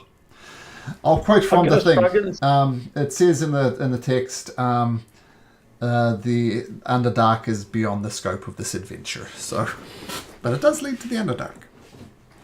I'm incredibly Why interested in they the put that Underdark, but we've got a ticking clock. You do. Ticking clock. That's a good point. Yeah. Okay, so if If we somebody... finish this campaign in 2 days, we'll do an Underdark campaign next, eh?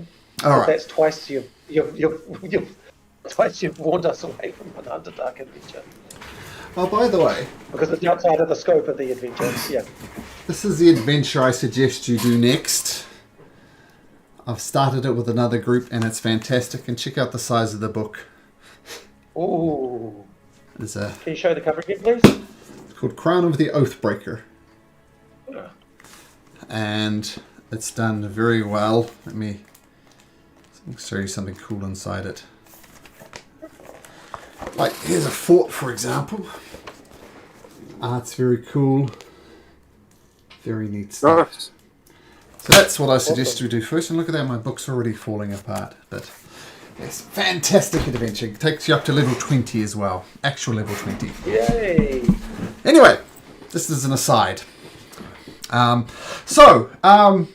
You come out of the Underdark and you find yourself back on the Island of the Fates with more caves to look at. Yes, well, bear that in mind. Maybe later we'll go down there once we've saved the world. Yeah. What? Get some driders and hang out with G-Lob and... Drizzt, hope you say it. Yeah, This is the word, and yeah. Mm-hmm.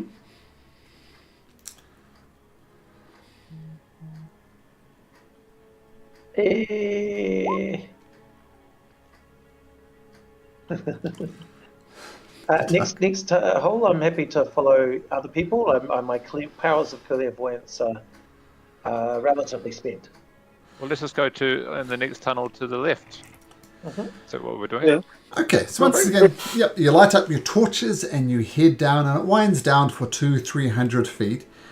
And then, without being able to see inside it, you see there's like a 10-foot diameter hole that goes directly down.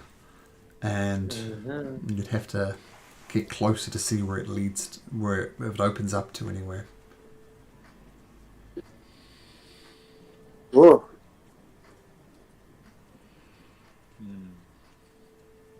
Yeah, I'll get closer. Okay, so you get closer and peer over the edge, and you see something that strikes you as interesting. You see this. Is that black for you guys, or can you see it? Black. for us. Black, okay.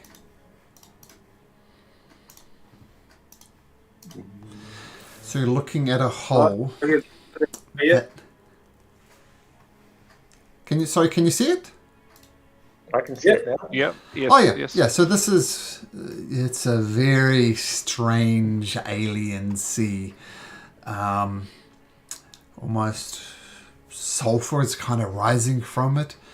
You see a gigantic whirlpool swirling around here. You see a cave of crystals going around here. And as you were peering over Okobola, why don't you give me a perception check? Yeah. Is this a what sense am I using? Your eyes. Okay.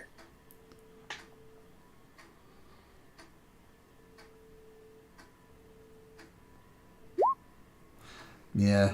Guidance. I'll give you guidance, but it's not going to make any difference. No. Well, it's bloody weird down there, guys. There's lots of weird stuff. Can't really make much out. Anything that we could use, like. Oh, by the way, you're about ingredient. 300 feet above the surface of the strange sea. So, If only quite Silas a way hadn't down. have left us so quickly. He could have flown around there and been back up, and nobody's business. Well, shall we leave it?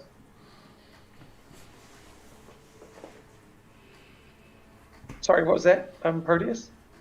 Never mind. if only we hadn't killed that dragon and charmed it instead. Yeah. 100 meters of Well, No, we could have featherfalled down, but I didn't think there was a way out. So perhaps we should investigate somewhere else first. We might end up there eventually. Sure. Anybody, apart from the lost one, can make a history check to see if you might know anything about this strange sea. Oh. a history check. Don't mind if I do. No. Yep, you can do one because you're not lost. I am. Yep, so... Yeah. Proteus. Well, let's see what Magnus gets, just for completeness sake. 10. Okay. Proteus. In regards to the Titans, you know that Sidon resides in a massive tower somewhere in the Forgotten Sea. And you know that Lutheria resides in a place called the Nether Sea. So you're pretty sure that is the domain of Lutheria. Hey guys, and I just relay what has suddenly come back to me at Bard College. I am a College of Law. Yeah. I learned these things. This stinks of Lutheria. Ooh. I want to murder her so bad, but we need better weapons. Let's sneak out quickly. Okay.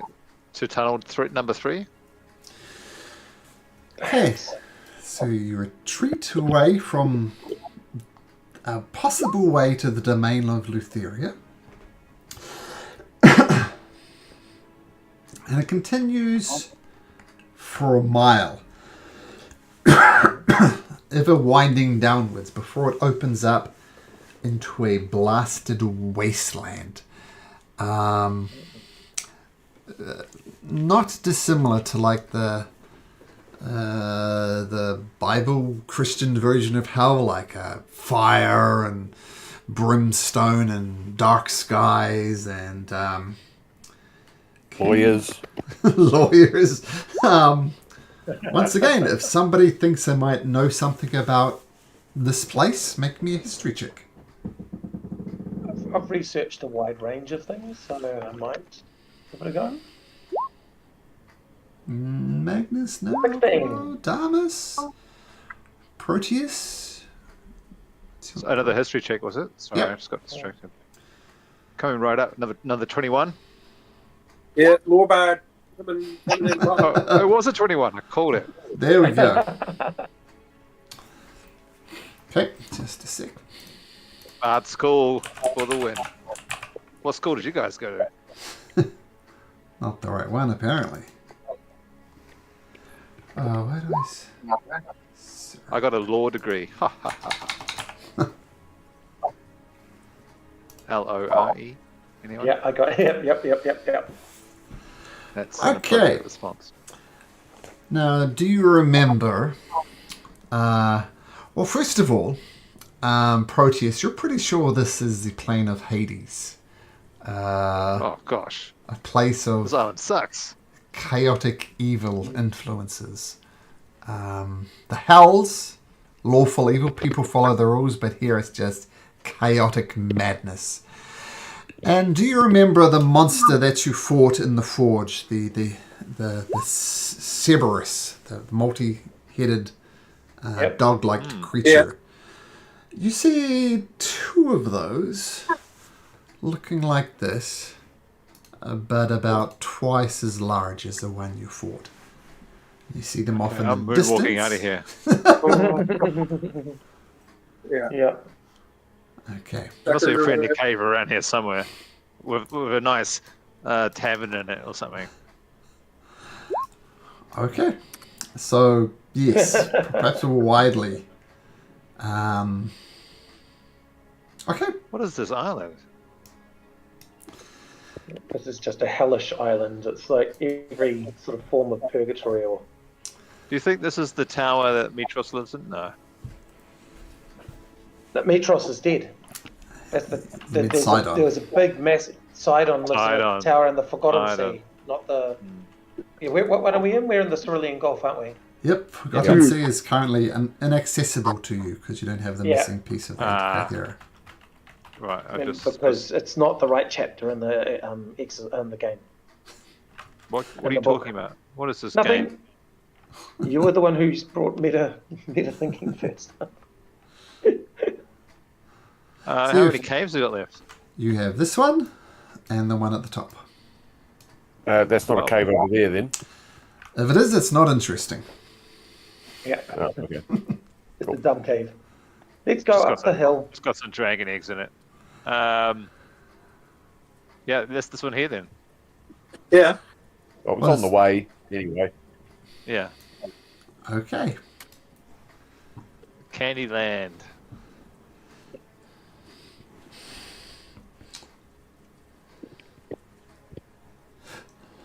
Okay, as you enter the cave, the first thing you notice is the smell. There's a distinct smell like rotten eggs, almost like a rotorua, you know, that type of smell. Sulfur, yes. And as you walk down the corridor, you see a creature just sitting in the corridor. And the best way to describe her is she's somewhere in the middle of a lion and a female human. Like her torso is very much a humanoid. The lower part of it is very much like a lion, like almost like a centaur, but a lion instead of a horse. Like a sphinx, almost. Yeah, almost like a sphinx. Yeah, that would be a good description as well. And this creature is just sitting there. It looks. Do any of us recognize the creature as a creature of famed creature of history or yeah, sure. Make a history check. Thank you. It must be the Sphinx, right? Or about there's the riddles. 19. You don't think it's a sphinx. You think it's something called a lamia. Literally okay. half lion, half female. And she looks at you and takes a deep sigh and says, well, more travellers have arrived. Welcome. Welcome to the lair of the fates. Oh. The lair of the fates? Yes. Who wanted to see the fates? Which one of us wanted to see the fates? Was it Pericles or was it Magnus? Yeah. You're looking. Yeah, it's Pericles and Magnus from memory. Yeah. Just a sec. I'll tell you. So Pericles, you are the what one? The last one. No, it's not the lost one. Who is the It's the dragon one. As the haunted dragon one. Killer. Haunted one. No, that's me. I'm going to the Amazonian Queen. Yeah, Pericles is the last one. He's like come from somewhere else, yeah? Yep. Okay, let's.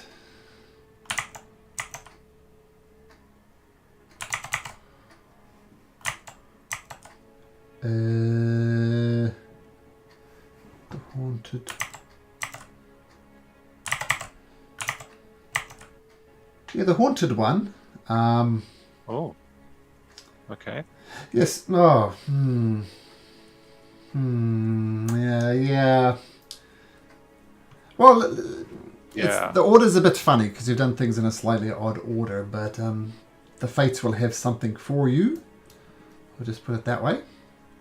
And the Dragon Slayer has something as well that they can share with them. So, yep, there we go.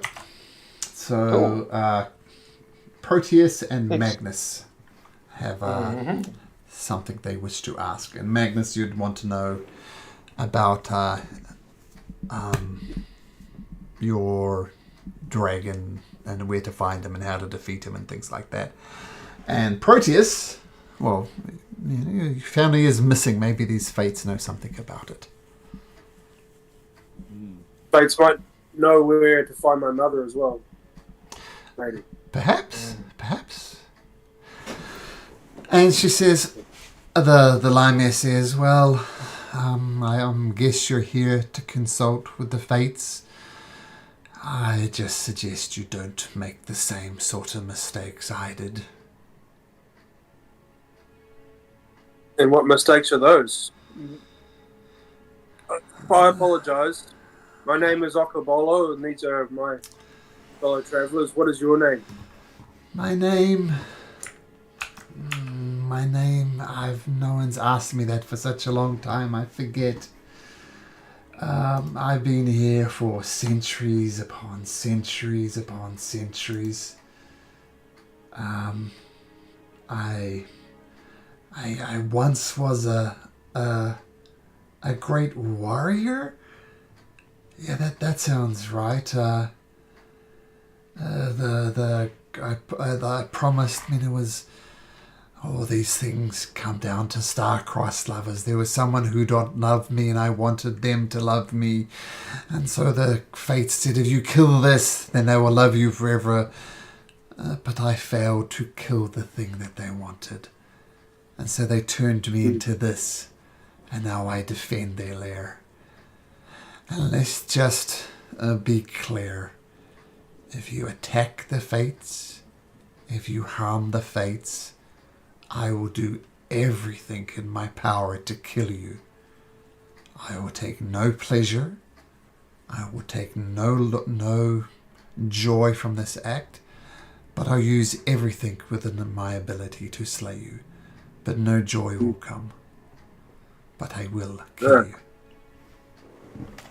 Is there a way we can free you from this curse? You're already approaching the fates, thinking that you can win, thinking that there is something you can do to turn to turn them against themselves, to undo the curses. You have already lost, my friend, just by asking that question. All right. Well, stink, bro. Home for you. Game over. Yeah. Game over, man. Game over. Well, no one's ever removed the curse with that sort of attitude. So you just enjoy yourself. Shall we, gentlemen? Yes, let's. Okay, she says, well, allow me to lead you. And before we get much further, Proteus, it's dark here. How do you see? Very badly. I light a torch. Okay.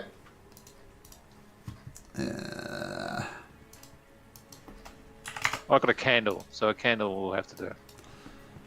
Okay, so I'll make it a little bit less bright for you. Magnus is fine. Particles, do you have dark vision? You do. Damus does because he's an elf, and Okobolo does because he's a minotaur. Yeah. So, this strange creature comes and leads you deeper and deeper into the to an expansive cave that smells strongly of the rotten eggs. Actually, I'm going to light this place up.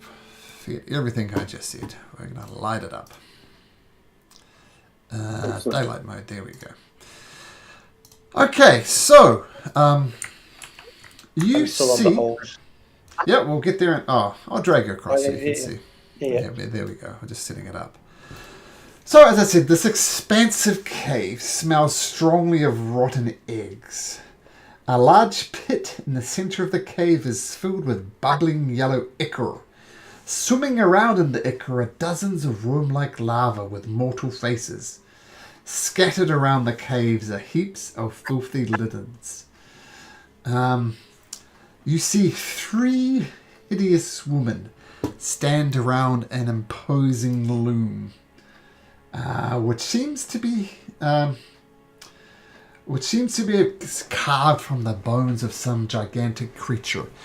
And as you watch the loom that comes out here, you see pictures in the weaving of yourself. You see yourself fighting the great minotaur in the mazes. You see yourself opening up the forge. You see yourself reclaiming the mighty ship of the Ultros. You see yourself in the underground forest where you met Demetria and defeated her. And you see yourself fighting a dragon on Indigo Island. And finally, you see yourself talking to this creature and approaching what can only be the fates.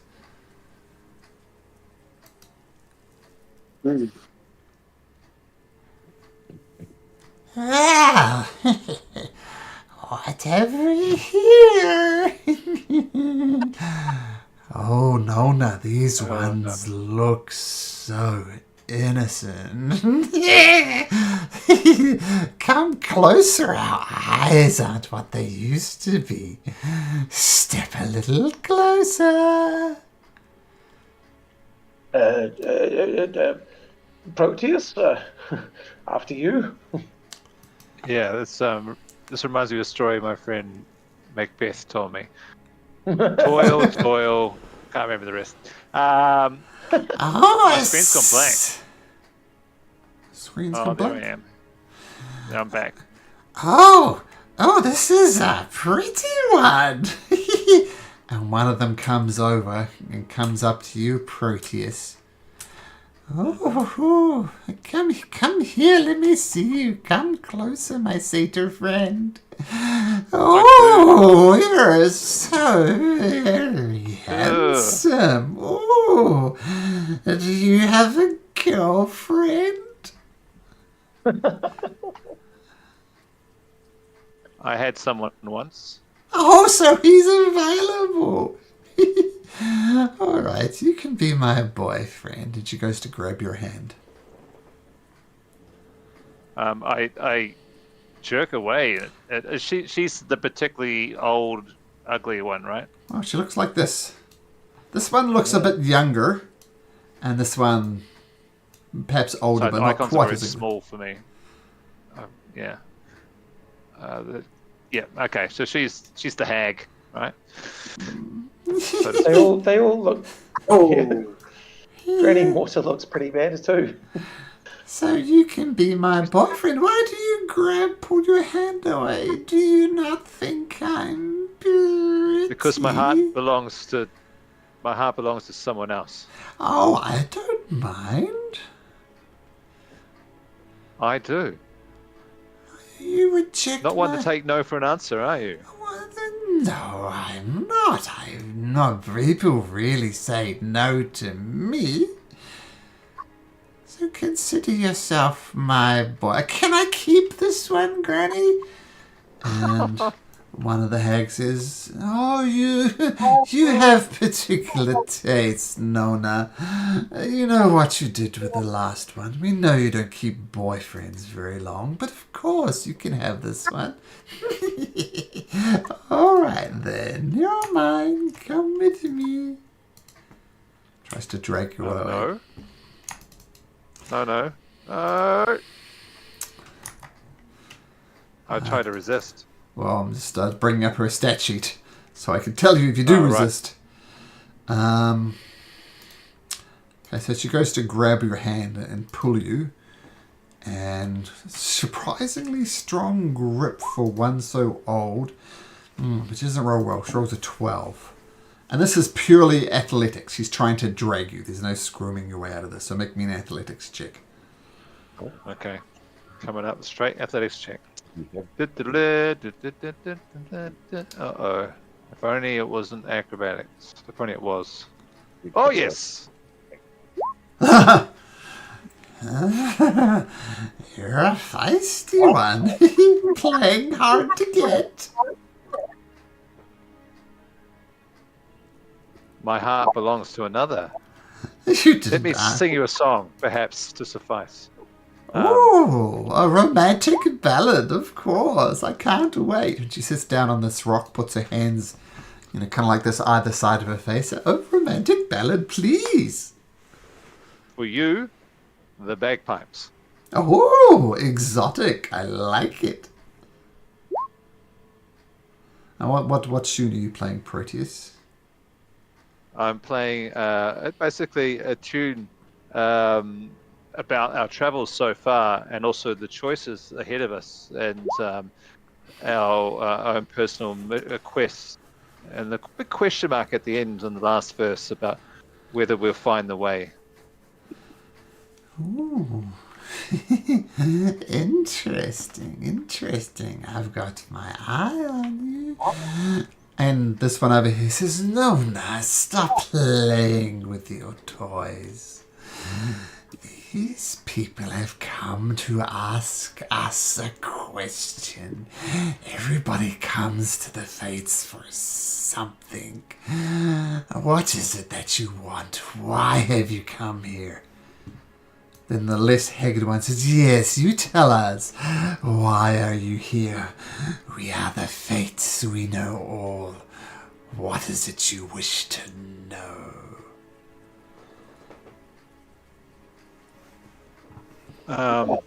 Well, personally,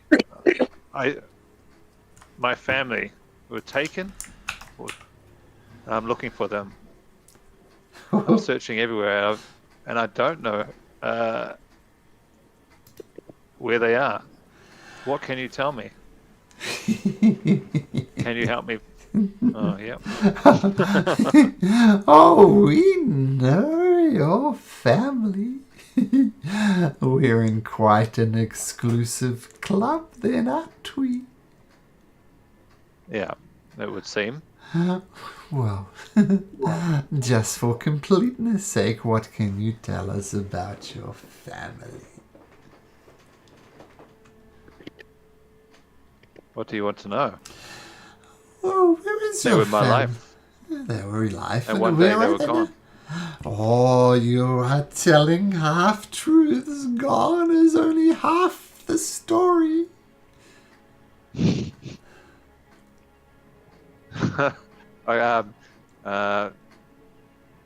you need help from the DM at this point? Yeah, I need help from the DM. I'm just trying to scramble my brain. There's something about... No, I've forgotten. I don't know if you remember the scene in 1984 or the book, but when someone disappeared, like if they were on a ping pong tournament, their name was just gone. If there was records of their wage slips, just gone. They were erased as if they never existed in the first place. Exactly the same thing for your family. One day your wife disappeared, your husband disappeared, your children disappeared, your uncles, your aunties, all the people important in your life just disappeared. But not only did they disappear... I had a wife and a husband. Well, but the point is that you say, "Hey, somebody, have you seen my wife?" And the response is, "What wife? You've never had a wife." And you go to search for records of them. Yeah. You swear you know them, but no one has any recollection of them.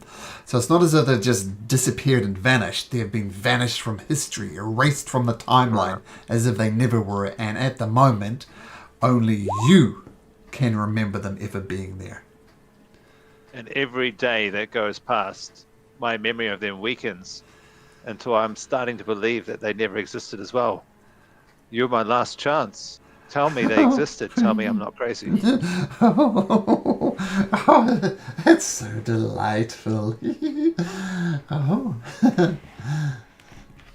Now, I can tell you what happened to your family. I can tell you perhaps not how to rescue them, but set their souls at ease, because they are suffering something dreadful at the moment. Would you like to know where your family is? Yes. What happened to them? Yes. Well, come with me to Voice Channel 2 and we'll have a little bit of a discussion, shall we? Oh, roger that. Okay. It's behind this statue head. Yep. So they go to a part of the cave which you guys can't see or hear, and let's go over to Voice Channel 2. Okay. Okay, just a second. They say, oh, Proteus, it's such a tragedy what happened to you. I'm so sorry. But we see all. We know all. It's tough to hide things from the fates. Tell me, what would you give to know what this answers? Would you give your life, for example?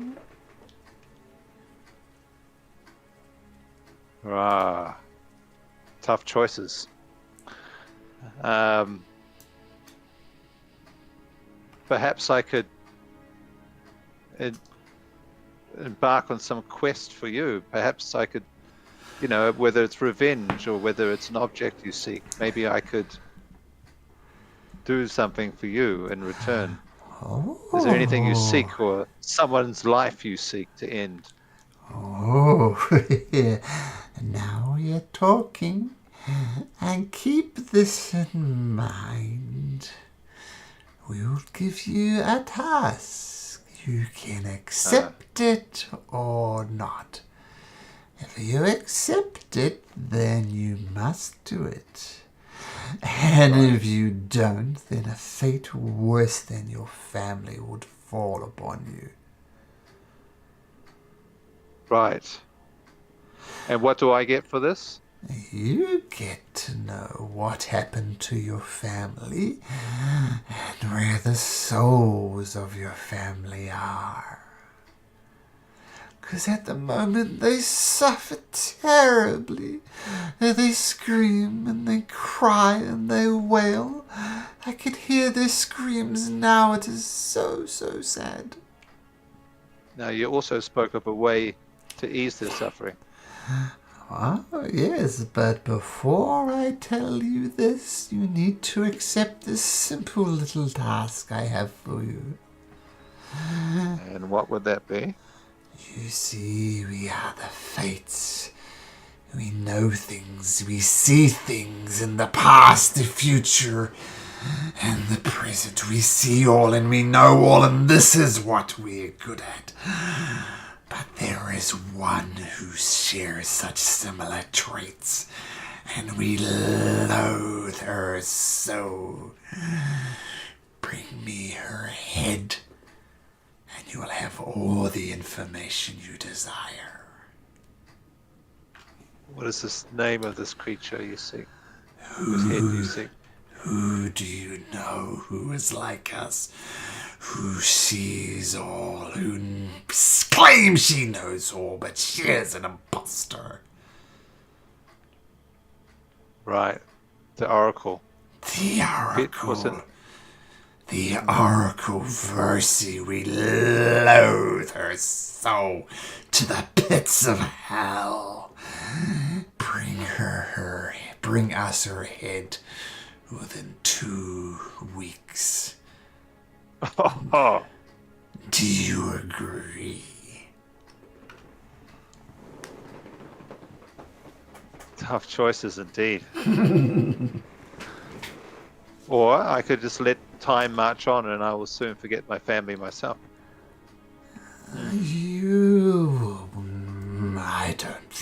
I think you are bluffing. People do not forget their loved ones. I hear their screams now. They're crying, Proteus! Proteus, you're our only hope! And then just racks of pain upon pain upon pain. And let's be honest, what is one life for the end to the torments of your family? It is an easy decision, Proteus, and you know it. Too easy. I decline your choice. I will find another way to find my family. No hard feelings, of course. They cry and they wail. Stop this. They cry and they wail. They're in pain. And their pain will not end unless you do the thing we ask you to do. One soul for the endless torment of many souls. This is not just any soul, though. They're the souls of your family. Do the math, Proteus. You know what you need to do.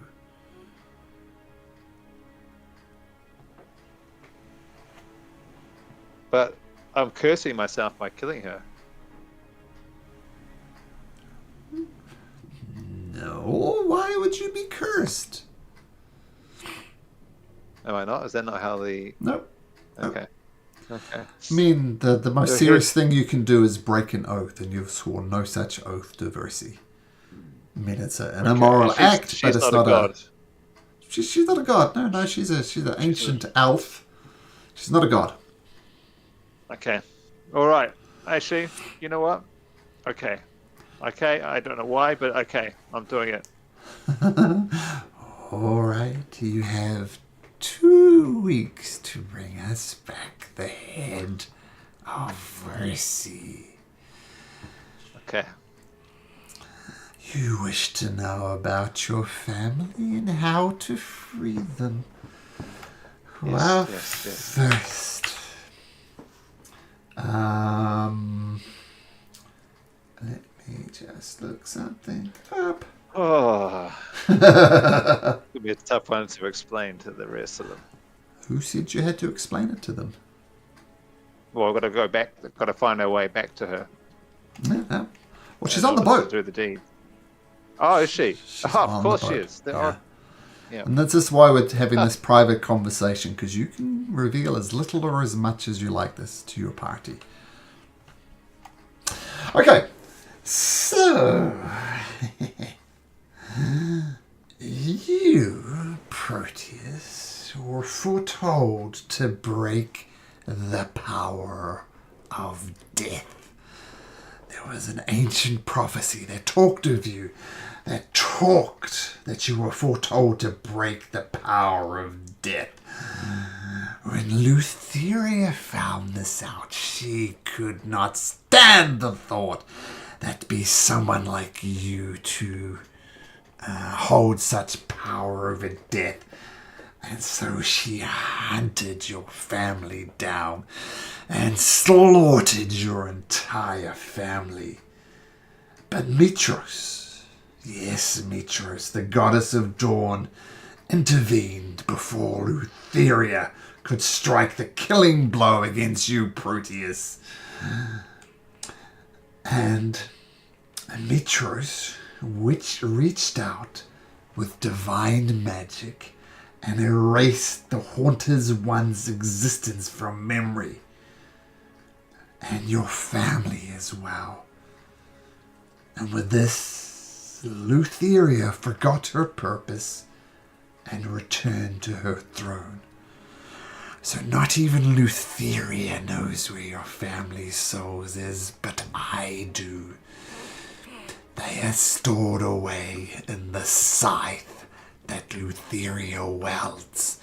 Break the scythe, Proteus, and your family's souls will be free. Oh, easy task. Did you say that I was wiped from existence as well?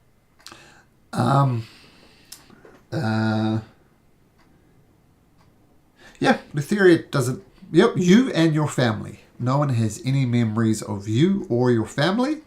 But I'm alive, but they are in the scythe. They are in the scythe.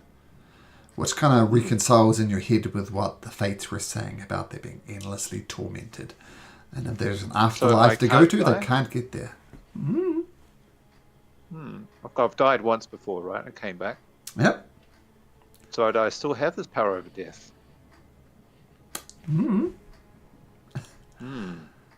Interesting. I have work to do, it seems.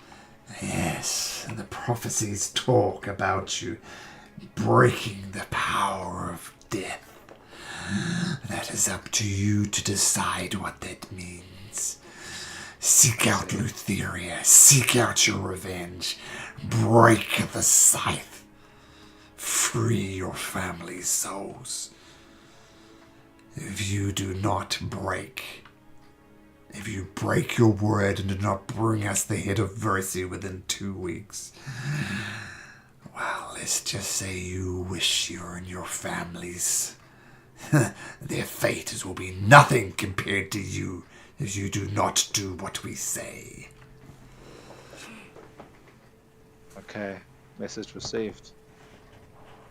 Well, my ladies, you've been very hospitable and you're true to your word. And suddenly, Proteus kind of stiffens and his gaze hardens and he has a purpose. I thank you for your time and I'll be seeing you again soon. 2 weeks, 14 days. Tick tock, tick tock. If not sooner. Very well. Okay, voice channel 1. And then they revealed that she was actually a shapeshifter who controlled their minds. It was a really good thing. Oh, hello. Oh, hello. Welcome back. Hello. I found a tavern. It's behind that statue head. Oh, cool. What do they serve rosé? No. No wine. Oh, well. Just a bitter taste of fate.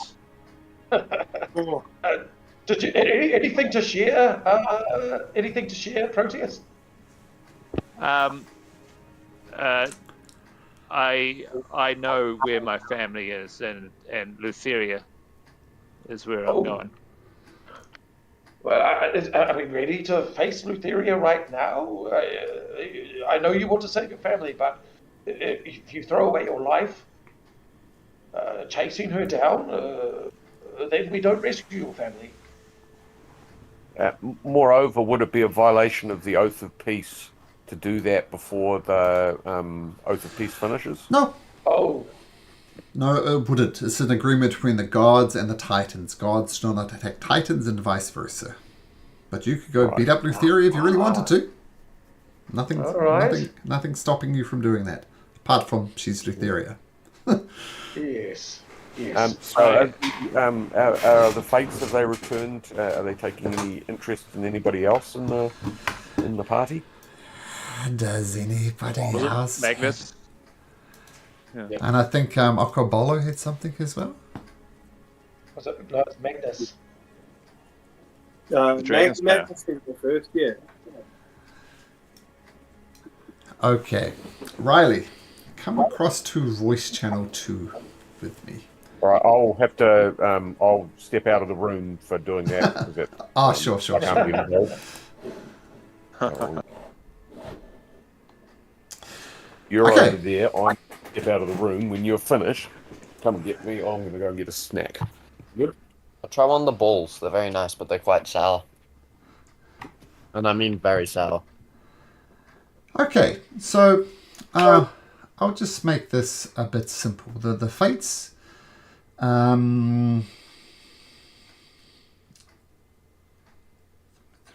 Forge.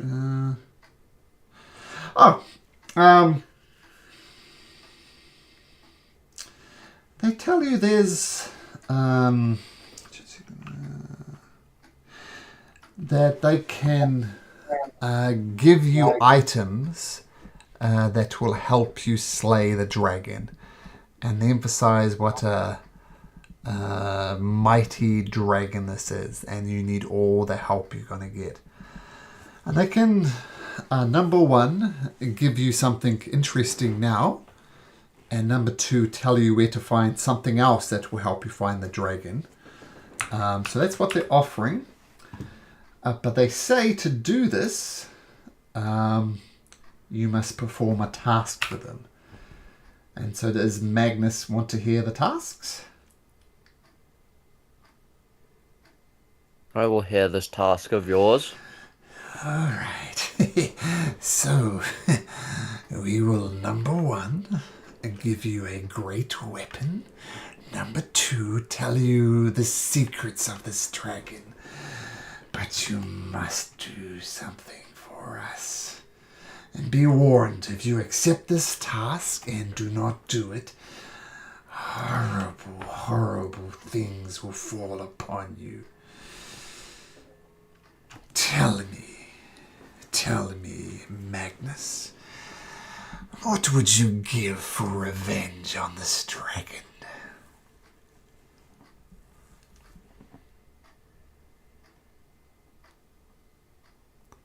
Would you offer your own life, for example? A life of servitude? No. I'm not saying a life of servitude. I mean, if you would lay down your own life and the dragon would die, would you make such a sacrifice?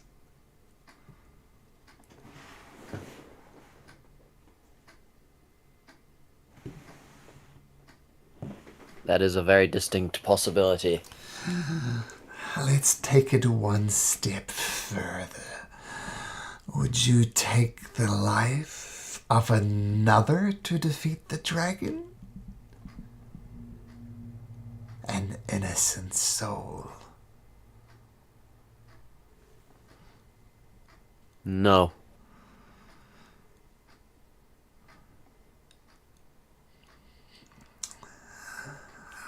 And we have an offer. It does not require the death of anybody or anything. What we crave is you to bring us someone innocent, someone without blemish, someone without an evil thought in your body. If you bring us a baby girl, we will treat it as our own. We will raise her in our ways. We will teach her to see the past, present, and the future. She'll be like a child that we nurture. If you bring us this baby girl, Magnus, we will give you what you want.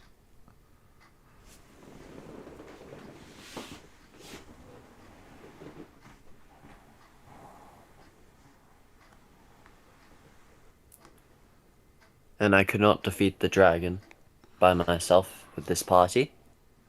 Oh, just to say it is unlikely.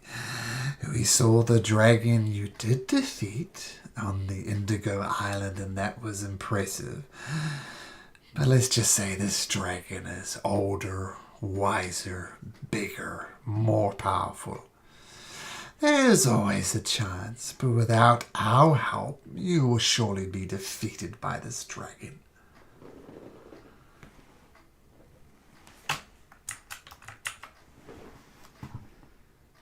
And there is no downside here.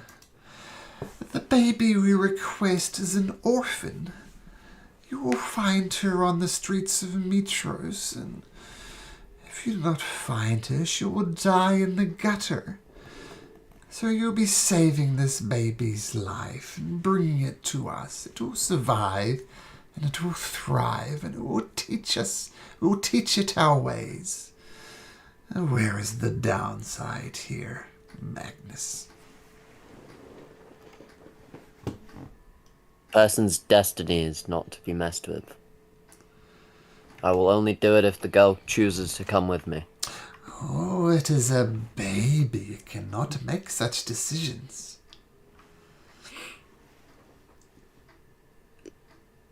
How about a compromise then? Slightly older. Oh, no, Magnus. This is our request. If it's older and it's old enough to make opinions of our own, it's too old. It must be innocent. It must be young. It must be pure. A baby girl or nothing, Magnus. The choice is yours.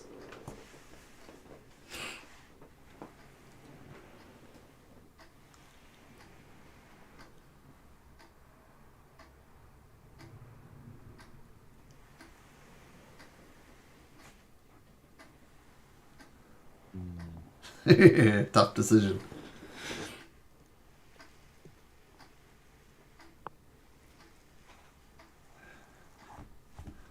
No. Well, then, then I'm afraid you are doomed to die at the hands of the dragon.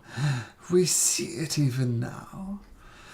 And as you die at the hands of the dragon, just remember the innocent babe who could have solved all of this, who could have saved you from such a fate.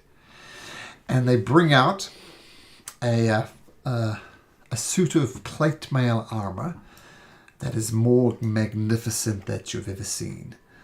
Flames almost move up and down this armor. I just said, well, the choice is yours. I guess we just destroy this gift we have for you. Last chance, Magnus. You can have this armor. You can have a way to defeat your greatest foe. And you just need to bring us an innocent. We cannot have children of our own. And this child will die on the streets of Mitros anyway. Last chance, Magnus. I may die, but the dragon will go with me. No deal. And you storm away from them? Yes. Okay, let's go back to the other voice channel. Description, here we go. Okay, so explain what Magnus looks like as he leaves this meeting with the Fates. Oh, is your dad back? Summon your dad. Coming back. Cast the spell of dad summoning. Who's the nameless? Conjure woodland being. So Magnus, O'Reilly, what did they see Magnus as he leaves this place with the hags? Furious. Disgusted by the idea of it was fate. Whoa. Oh, we have a true soul. A virtuous one here. Whoa. Did you get what you wanted, Magnus? No, I did not get what I wanted. But I will not stoop myself. Not as a sense of honor, but because I understand better than most that you cannot. It's not easy to let others decide what is your life. That dragon decided I would not have a family. I will not do the same to others.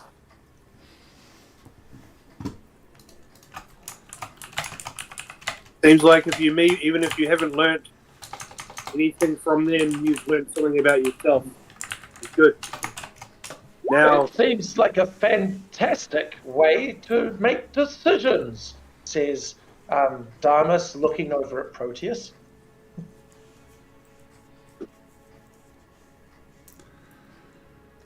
Yes. Right back at you. With my charisma modifier of -3. I'm so subtle right now. So you're saying some information is too heavy a price to pay to get? Is that what you're saying, Magnus? Yes. I will not pay that price. What wonderful morals you have. You have no idea what question I was asked. That's all. So take your judgment to another room. Yes. Damus, old man. All right, shall I go and ask for imagine- some dragon eggs? Yeah. No, I'm not going to. I'm going to use my own powers of force. No. I think I should like to see what these fates would tempt me with and what they would ask. Mr. Bolo, come with us to Voice Channel 2.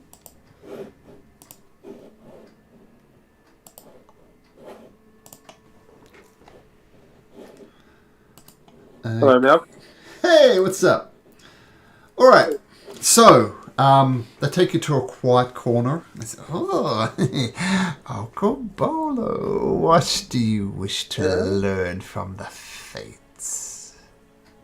My mother's whereabouts. She's been kidnapped. Oh, your mother, oh, she suffers so. She is suffering even now. She cries every day for you, Okobolo, saying if only she does. Okobolo could save me. You wish to know where she is? Oh, I'd love to know where she is. Oh, we could tell you, of course. To save your mother, the motherly bond is so special. We could tell you where she is and what fate she's found herself in. But there is a price to pay, of course. Of course there is. Tell me, Mr. Bolo, would you give up your own life if it meant saving your mother's?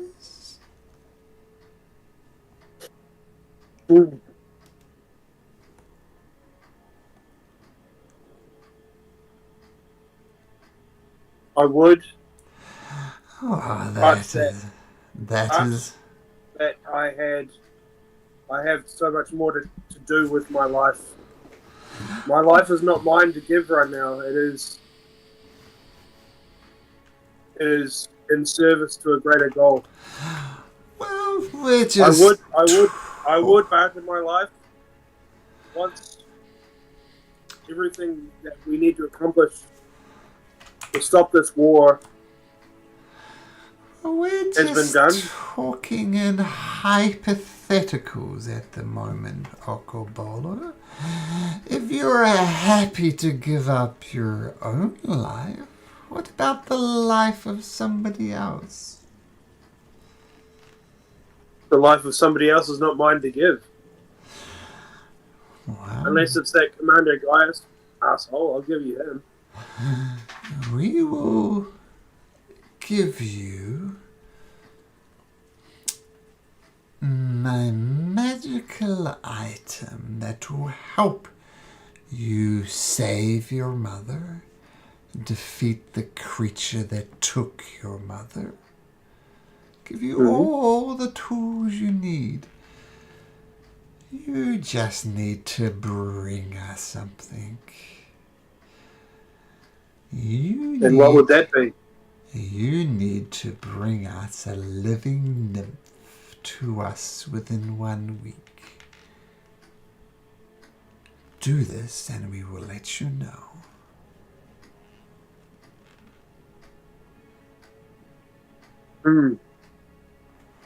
A living nymph. Yes.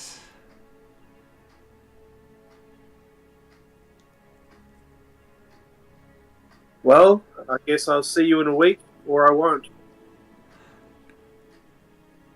Well, if you accept this deal, we'll tell you everything you need to know at the moment. We'll tell you where your mother is. We'll tell you what happened to her. We'll give you an item that will help you defeat the creature. You must agree to it now. I can't agree to it now. I don't have a living nymph. Well, here's the thing. You promised to give us a living nymph. We take your word as your bond. We give you the things that you want. And let's just say if you don't return with a living nymph within a week, well, let's just say bad things will happen to you, Okobolo. I imagine bad things would happen to me. You're not a very... you don't seem to be... Well, I'm putting it as politely as possible. Things will... You'll be in a place not dissimilar to hell. You'll scream for release, you'll scream for help, but none will come. And you'll suffer horribly until the end of your days. And even then, we will not let you die. You will suffer and suffer and suffer for an eternity. If you don't bring us back that nymph.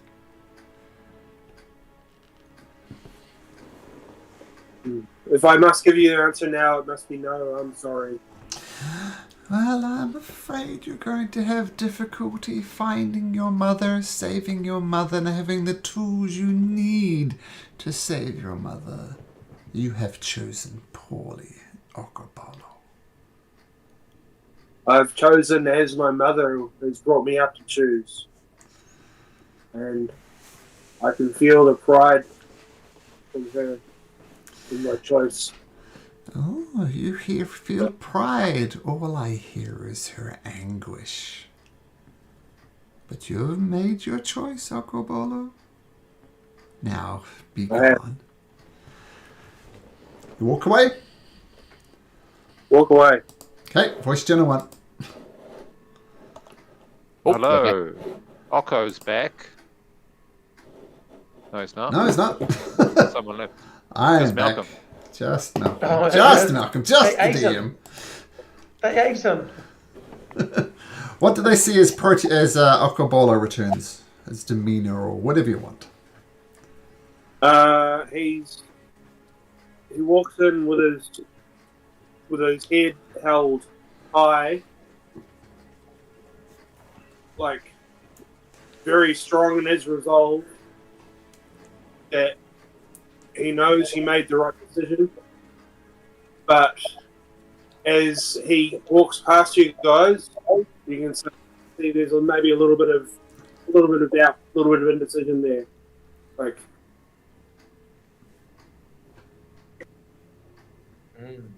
Do you want to talk about it, old friend? maybe one day.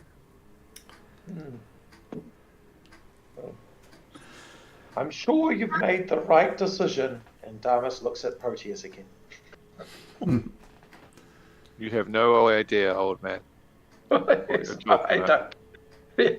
know better than to go in there with those witches. Sorry, no offense. Oh, none taken.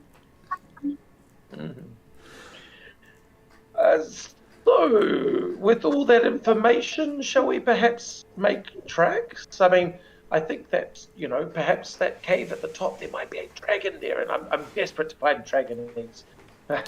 You see? But with the dragon there, are we in a position to fight off another dragon, do you think? We had a long rest. I think we could talk to it. We've had a long rest and that sort of thing. And if we discuss it quite calmly, I'm sure he'll be willingly give me his egg for me to raise. Okay. So, Malcolm, just jog my memory. Did that Lami or whatever person, they got turned into that by the fates? Yep. Is that right? That's what she claimed. That's how the story goes? Yep. Yeah, okay. All right, gentlemen, as you ponder your decisions, I mean, I know the decisions you made, and it's very interesting, and we'll see how this plays out next week as you probably head for another island or whatever you want to do. This is 6 days in, so 54 more days before the Oath of Peace ends, and it'll be interesting to see what happens next sessions for reasons. And don't forget that next week we're starting an hour earlier. So just keep that in mind. Because daylight savings is changing in New Zealand and changing in Canada. Sorry, in Canada. Yeah. Okay, so see you at an hour earlier, whatever the time is in your particular place in the world. We'll see you an hour before that. And nice to have you along, Riley. Yeah. Okay. Good one, Riley.